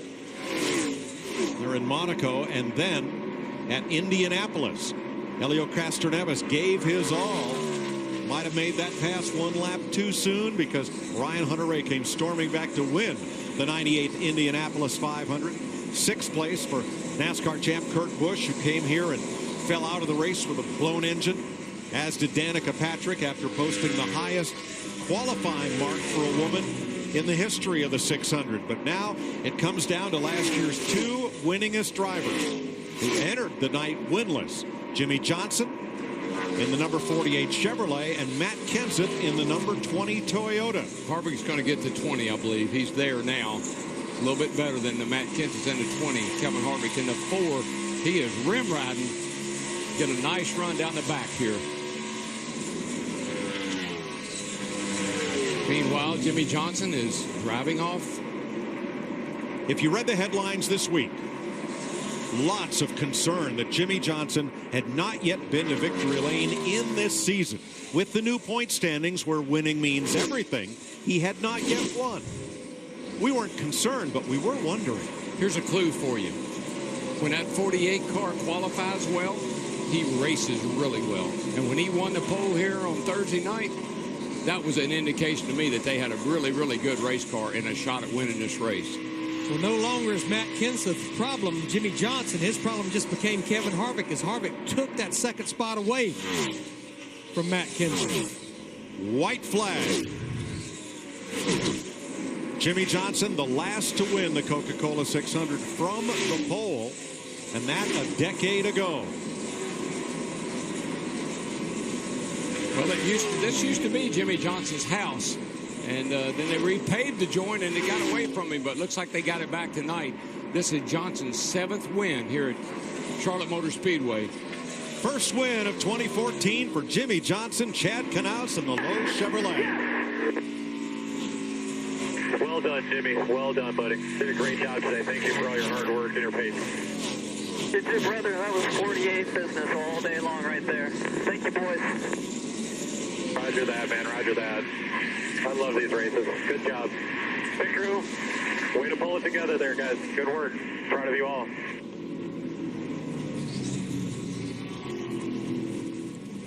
Jimmy Johnson breaks a tie with Bobby Allison for the most Sprint Cup wins at Charlotte Motor Speedway.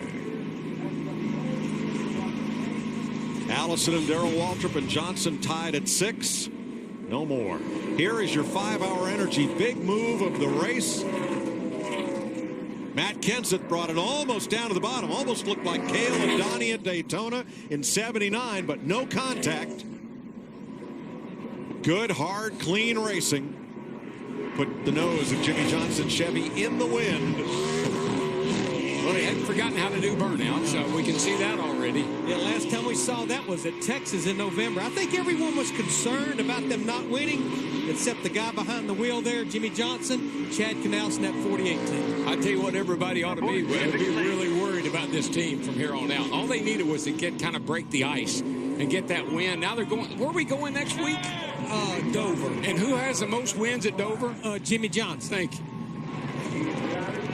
Jimmy Johnson plays capture the flag at Charlotte.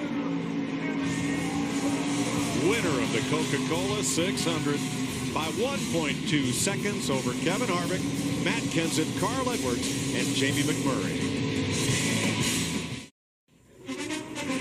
Jimmy Johnson carrying the flag just like he's won 6 championships in the last 8 years. His 0-for-11 streak equaling his worst start ever to a season, but he wins tonight after 600 miles. Methodical, deliberate, consistent. That's the kind of driver and champion Jimmy Johnson is. As we welcome you live to Charlotte Motor Speedway and the Sprint post-race show. He led 10 different times, started from the pole. The lowest Jimmy Johnson ever fell in this race was to 14th. Had to fight off Kevin Harvick, who was the favorite coming in, and Matt Kenseth, who chased him last year when he won his 6th championship. You're getting a front row look in his Lowe's Chevrolet. Hendrick Motorsports, engine problems, no problem for this man, with Chad Knaus, his crew chief, barking out the orders. And in position now as Jimmy Johnson, when you look at his career accomplishments, 67th Cup win. That's 8th all time. And he ends, for him, a 13-race winless streak. It was humorous this week when other drivers joked. Matt Kenseth said, I think he's washed up. And Dale Earnhardt Jr. said, for him, 13, it's like a 70-race winless streak. But as soon as he sat on the pole Thursday night, everybody knew that this was going to be a tough car to beat. Anytime you put Jimmy Johnson out front and he qualifies well and he can take control of the race, pick that pit stall, Chris, and that was a big key tonight. He was on pit road when the caution fell, but he just had to jump off pit road to keep his track position. That was one of the keys to his victory. And you knew it was just a matter of time, because coming in, he had led the second most laps of all the drivers this year. The win just hadn't come yet, and now it does. So celebration time on this Memorial Day weekend for the driver of the 48. Chris Devoto there for the celebration.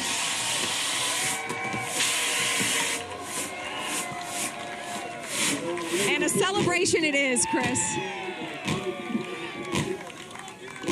Jimmy Johnson has said that he doesn't pay attention to outside voices or influence when it comes to his race team. But you wouldn't be human if you thought, when is that win going to come? Is it a huge relief to get it off your shoulders? Absolutely. I mean, it's great to win. But believe me, and I promise you, all the hype and all the concern and worry, that was elsewhere. That wasn't in my head. There are plenty of voices in my head, I'm not going to lie. But we've had a great race, and we've had an opportunity there in front of us, and had stuff taken away from us. And then we've had some bad races. I mean, I got to be honest about that, too. But tonight we had a great race. So proud of this Hendrick Motorsports prepared race car, Chad Knaus and leadership of this race team, and the great support from Lowe's and Cobalt Tools. And then to do this on Memorial Day, just thank you to all the men and women that have served our country. And what was the key to your win tonight? Oh, boy, gosh, it was such a long race. There were so many things going on. The track went a little different direction than I thought it would from a handling setup, and once we got on top of that, we were real competitive, but I really think clean air at the start of those restarts were key. I was happy to get by the 24 and then the 20. I wasn't sure I was going to be able to get by both of them, and I did, and brought this baby home. And you also talked about if you could rattle off 2 or 3 wins, maybe these guys will start to fear the 48 again. Do you think it's in their mind? Yeah, I mean, they know we're awake, and winning, it doesn't matter who you are, and the 4 has had that momentum this year. They've been able to go out there and execute and show a lot of speed and win. So hopefully this 48's heading that way, and we can get those other people thinking about us. You gave all those troops, military members a great show tonight. Thank you. Well, Kevin Harvick finishes second, and we talked before the race. You had won 2 of the last 3 of these 600s. What was the difference tonight, Kevin? Just a loose wheel, and we got behind, and just took us, the rest of the night to get our Budweiser Chevrolet back up front. But Rodney and all these guys are doing a great job. We're just shooting ourselves in the foot on pit road, and we have to get that cleaned up because we obviously can't win races even with the fastest car if we make mistakes continuously on pit road. So it's frustrating, but everybody on our Budweiser team's done a great job. Thank you, Kevin. An impressive night for Jeff Gordon, not the 7th place finish, but the challenge of racing with that back condition. How difficult was it for you, Jeff? It was better than Saturday morning, and that's what I was thankful for. I think, the procedures and the different work and therapy that I did. So thanks to all the folks there's quite a few people that were tending to me, and I appreciate every one of them because I don't think I would have got through this long race. It was tough. I was aching in there. There was one time when I got on the brakes into one and it triggered something, and I didn't know what was going to happen after that, but it settled down. Luckily, I started getting off the brake, and we had such a great race car. Really proud of this Drive In Hunger Chevy team, and Alan, all the guys. I love that call there at the end, just like the call that was made when we won the first race here. And I don't know if I could have held off Matt, but we were going to give him a heck of a run. The car was feeling pretty good right there, so just a matter of whether it was going to tighten up over 20-something laps. And I got a decent restart there, but when Matt got to my outside, I got real loose. And at that point, I was just kind of a sitting duck and got real tight. So it was a good effort. I'm happy that I got through it. It, tells me a lot about what kind of threshold I have. And I just want to show this team the kind of commitment I have to them because of what they've shown me this year. Commitment and a championship-type run here tonight in Charlotte. Well, Matt Kenseth finished 3rd. You guys were near the front the entire night. Tell us about the end of the race. Yeah, I thought we had a top 5 car. I thought it was definitely improvement. Jason and team did a great job. Had a great strategy, great stops. Had me in front of them there. I just couldn't hold them off, unfortunately. So we just couldn't see a little more. Just couldn't quite run with a 48 and the 4 and, a couple of them other cars. But overall, it was a good night for our Home Depot Husky Tools camera. We just got to get just a little better. Did you guys keep up with the track well? I thought we did. We had pretty good balance most of the night, really. We swung back and forth. We're way too tight there at the end to try to hold them off. The other time, the 48 and us were battling. It was as good as I could be, and he still beat me. I just didn't have enough speed. So we just we're working on it. I feel like we're gaining on it. They had me a chance to win. You're disappointed when you don't hold them off and come home with a victory, but I was just too tight to hold them off. Thank you, Matt. Matt led 33 laps, but your winner, that's owner Rick Hendrick with Jimmy Johnson, led 164 laps and now has the most wins of any driver in the history of this track. More in a moment. With Michael Waltrip, Chris Myers, and the Sprint post-race show live from Charlotte Motor Speedway, the celebration for Jimmy Johnson, who once told me as he puts the sticker on his car that when he's not driving as a passenger, he gets car sick. The stopping and starting makes him nauseous. Well, behind the wheel tonight, 600 miles. He picks up his first victory of the year, and that virtually puts him in the chase through 12 points races. So 1/3 of the NASCAR season is over, Michael, and you see the column, those wins valuable. Remember, the points leader after 26 would get in even if you don't have a win, but we've had now 10 different winners over the first 12 races. And you've got great racers that haven't got to victory lane yet, particularly Matt Kenseth, Greg Biffle. You see Vickers week in and week out. He's been challenging for that top 5. So it's going to be interesting when we go to Dover to see who wins up there. And when you have those wins like Carl Edwards, you can gamble a lot. Steve Burns is with the Gamblin' Ramblin' Man. With Carl Edwards. Carl, I'm curious, were you guys going to try and stretch fuel mileage before the final caution came out? Oh, yeah. That was the game plan. That was the plan. There was no other plan. We didn't have enough speed to win this race on outright speed, but Fords get great fuel mileage, and so we use that to our advantage. And we wanted to get our Fastenal guys to victory lane. They sponsored 3 cars, had Armed Forces members who are also Fastenal employees on the hood. The coolest part, I got to thank Fastenal, number 1. The second guy is Jamie. Jamie McMurray and I raced so hard. He did everything but wreck me and had a blast. All right, thanks, Carl. Appreciate it. Thanks a lot. Brian Vickers brought his Toyota home in the 6th position. A good jump start for you and your team as we hit the summer months. Yeah, it really is. call it pleased but not satisfied. Just so proud of everyone in this Aaron's Dream Machine. The camera was great all night, and we continually made it better, which is a great sign. I mean, that's Billy's signature move now. He just always makes the car better. And the pit guys, wow, the Aaron's pit guys just were on fire tonight. Great pit stops. The cautions and 2 tires and 4 tires, there was so much strategy going on there at the end. We got kind of caught off guard. We didn't really need that caution, but that's all right. We got 4. We made it back almost to a top 5. We're a little too loose there at the end and chased the one down. Thank you, Brian. Thank you. Chevy, Toyota, then Ford. And there's Jimmy Johnson celebrating with some of our military on this Memorial Day weekend. More on the Sprint post-race show in just a moment. First win of 2014 for Jimmy Johnson, Chad Knaus. Well done, Jimmy. Well done, buddy. Did a great job today. Thank you.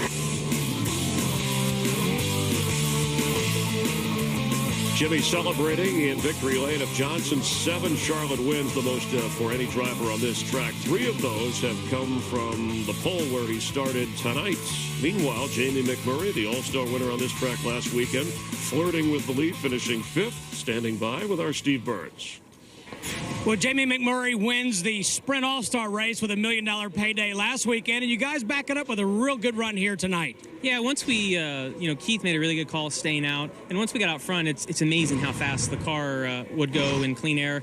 Caution fell kind of a couple of laps wrong for us, but Keith did a really good job tonight adjusting on the car, and our car was fast enough that even going to the back, we were able to recover and get back to a top 5, which is great. We've had such good cars all year long, and have not been able to capitalize on it because of tire issues or just some bad luck. So I'm excited that we won last week. We ran really good again this week, and Dover is one of my favorite tracks, so I look forward to getting there. We talked after you won the All-Star race about capturing momentum, and it seems like you guys have it right now. Is that true? Well, I honestly, I feel like we've run well enough all year long that it's not really any different. It just seems like the luck has turned a little bit, and things are. And then when the cautions fell wrong tonight, I got a little nervous. But our car was good enough to recover. So really, our cars have been pretty awesome all year long. Thank you.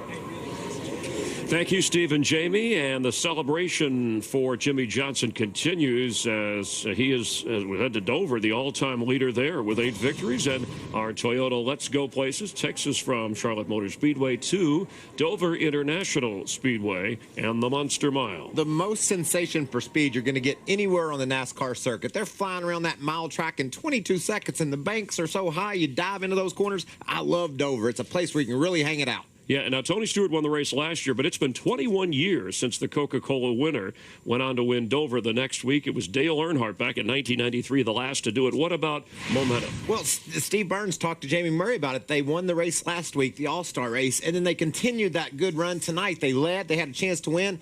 Like Jamie said, a pit stop kind of hurt him with the caution flag when it fell, but a top 5 finish. So that team, I would watch them at Dover. And again, 1/3 through this season. For continuing post-race coverage, remember you can tune in to Fox Sports Live on Fox Sports 1, and to find Fox Sports 1 on your provider, go to foxsports1.com right now. We'll have more here from Charlotte in just a moment. We welcome you back live on the Sprint post-race show. Jimmy Johnson wins again on a 1.5 miles, his 19th career victory on such a track, and there are more 1.5 miles tracks in the chase or in NASCAR than any other track. There's a reason he's the champ. That was one of the storylines. The other was Kurt Busch finishing 6th at the Indy 500, arriving in time, starting at the rear of the field. Got up into the top 10, but engine problems knocked him out. So after a total of 900 miles, his Memorial Day weekend racing all finished. And the other story, Jeff Gordon, the back spasms held up well enough for him to run in this race. But we shouldn't lose sight of, and I know it's just his first win of this year, but Jimmy Johnson, 6 championships in the last 8 years. Is he still the guy to beat? I know Kevin Harvick has won twice this year, Joey Logano, other drivers, but when Jimmy Johnson and Chad Knaus get into the chase, and we are almost halfway to the chase, then all bets are off. Yeah, everything is right in the NASCAR world now because we can stop talking about the fact that Jimmy hasn't won. He's been plenty fast enough to win, but Chris, all year long, the 4 car of Kevin Harvick has been the fastest, and he had some trouble on pit road tonight. Again, probably the fastest car in Charlotte. So he's definitely going to have some competition, some big competition from Harvick as they race toward the championship, and others. We've seen Brad Keselowski, Joey Logano both be really fast on the mile and a half. So it's going to be a great season watching these guys battle for a championship. In Las Vegas, the betting public, Harvick was your favorite at 5-1. Jimmy Johnson was next at 6-1. Jimmy should be a favorite every week for the rest of his all-time existence. And he'll keep winning, I'm sure. Next on Fox Late Local News, except on the West Coast. And remember, for continuing coverage here on Fox Sports Live, on Fox Sports 1, we will join those guys and have more on the victory by Jimmy Johnson. And next Sunday, we will be in Dover, Delaware, as we mentioned. Note the start time there at 12:30 Eastern, 11:30 Eastern on Fox Sports 1 with the race day program before the pre-race. And congratulations to Jacob Ullman, part of our Fox family, in addition to his family, his wife Sandy giving birth to Nolan David Ullman, their second child. Congratulations, all happy and healthy. We thank those in our military, and remember those who sacrifice for our country on this Memorial Day. For our entire production crew, I'm Chris Myers, and we thank you for watching and being a part of NASCAR on Fox.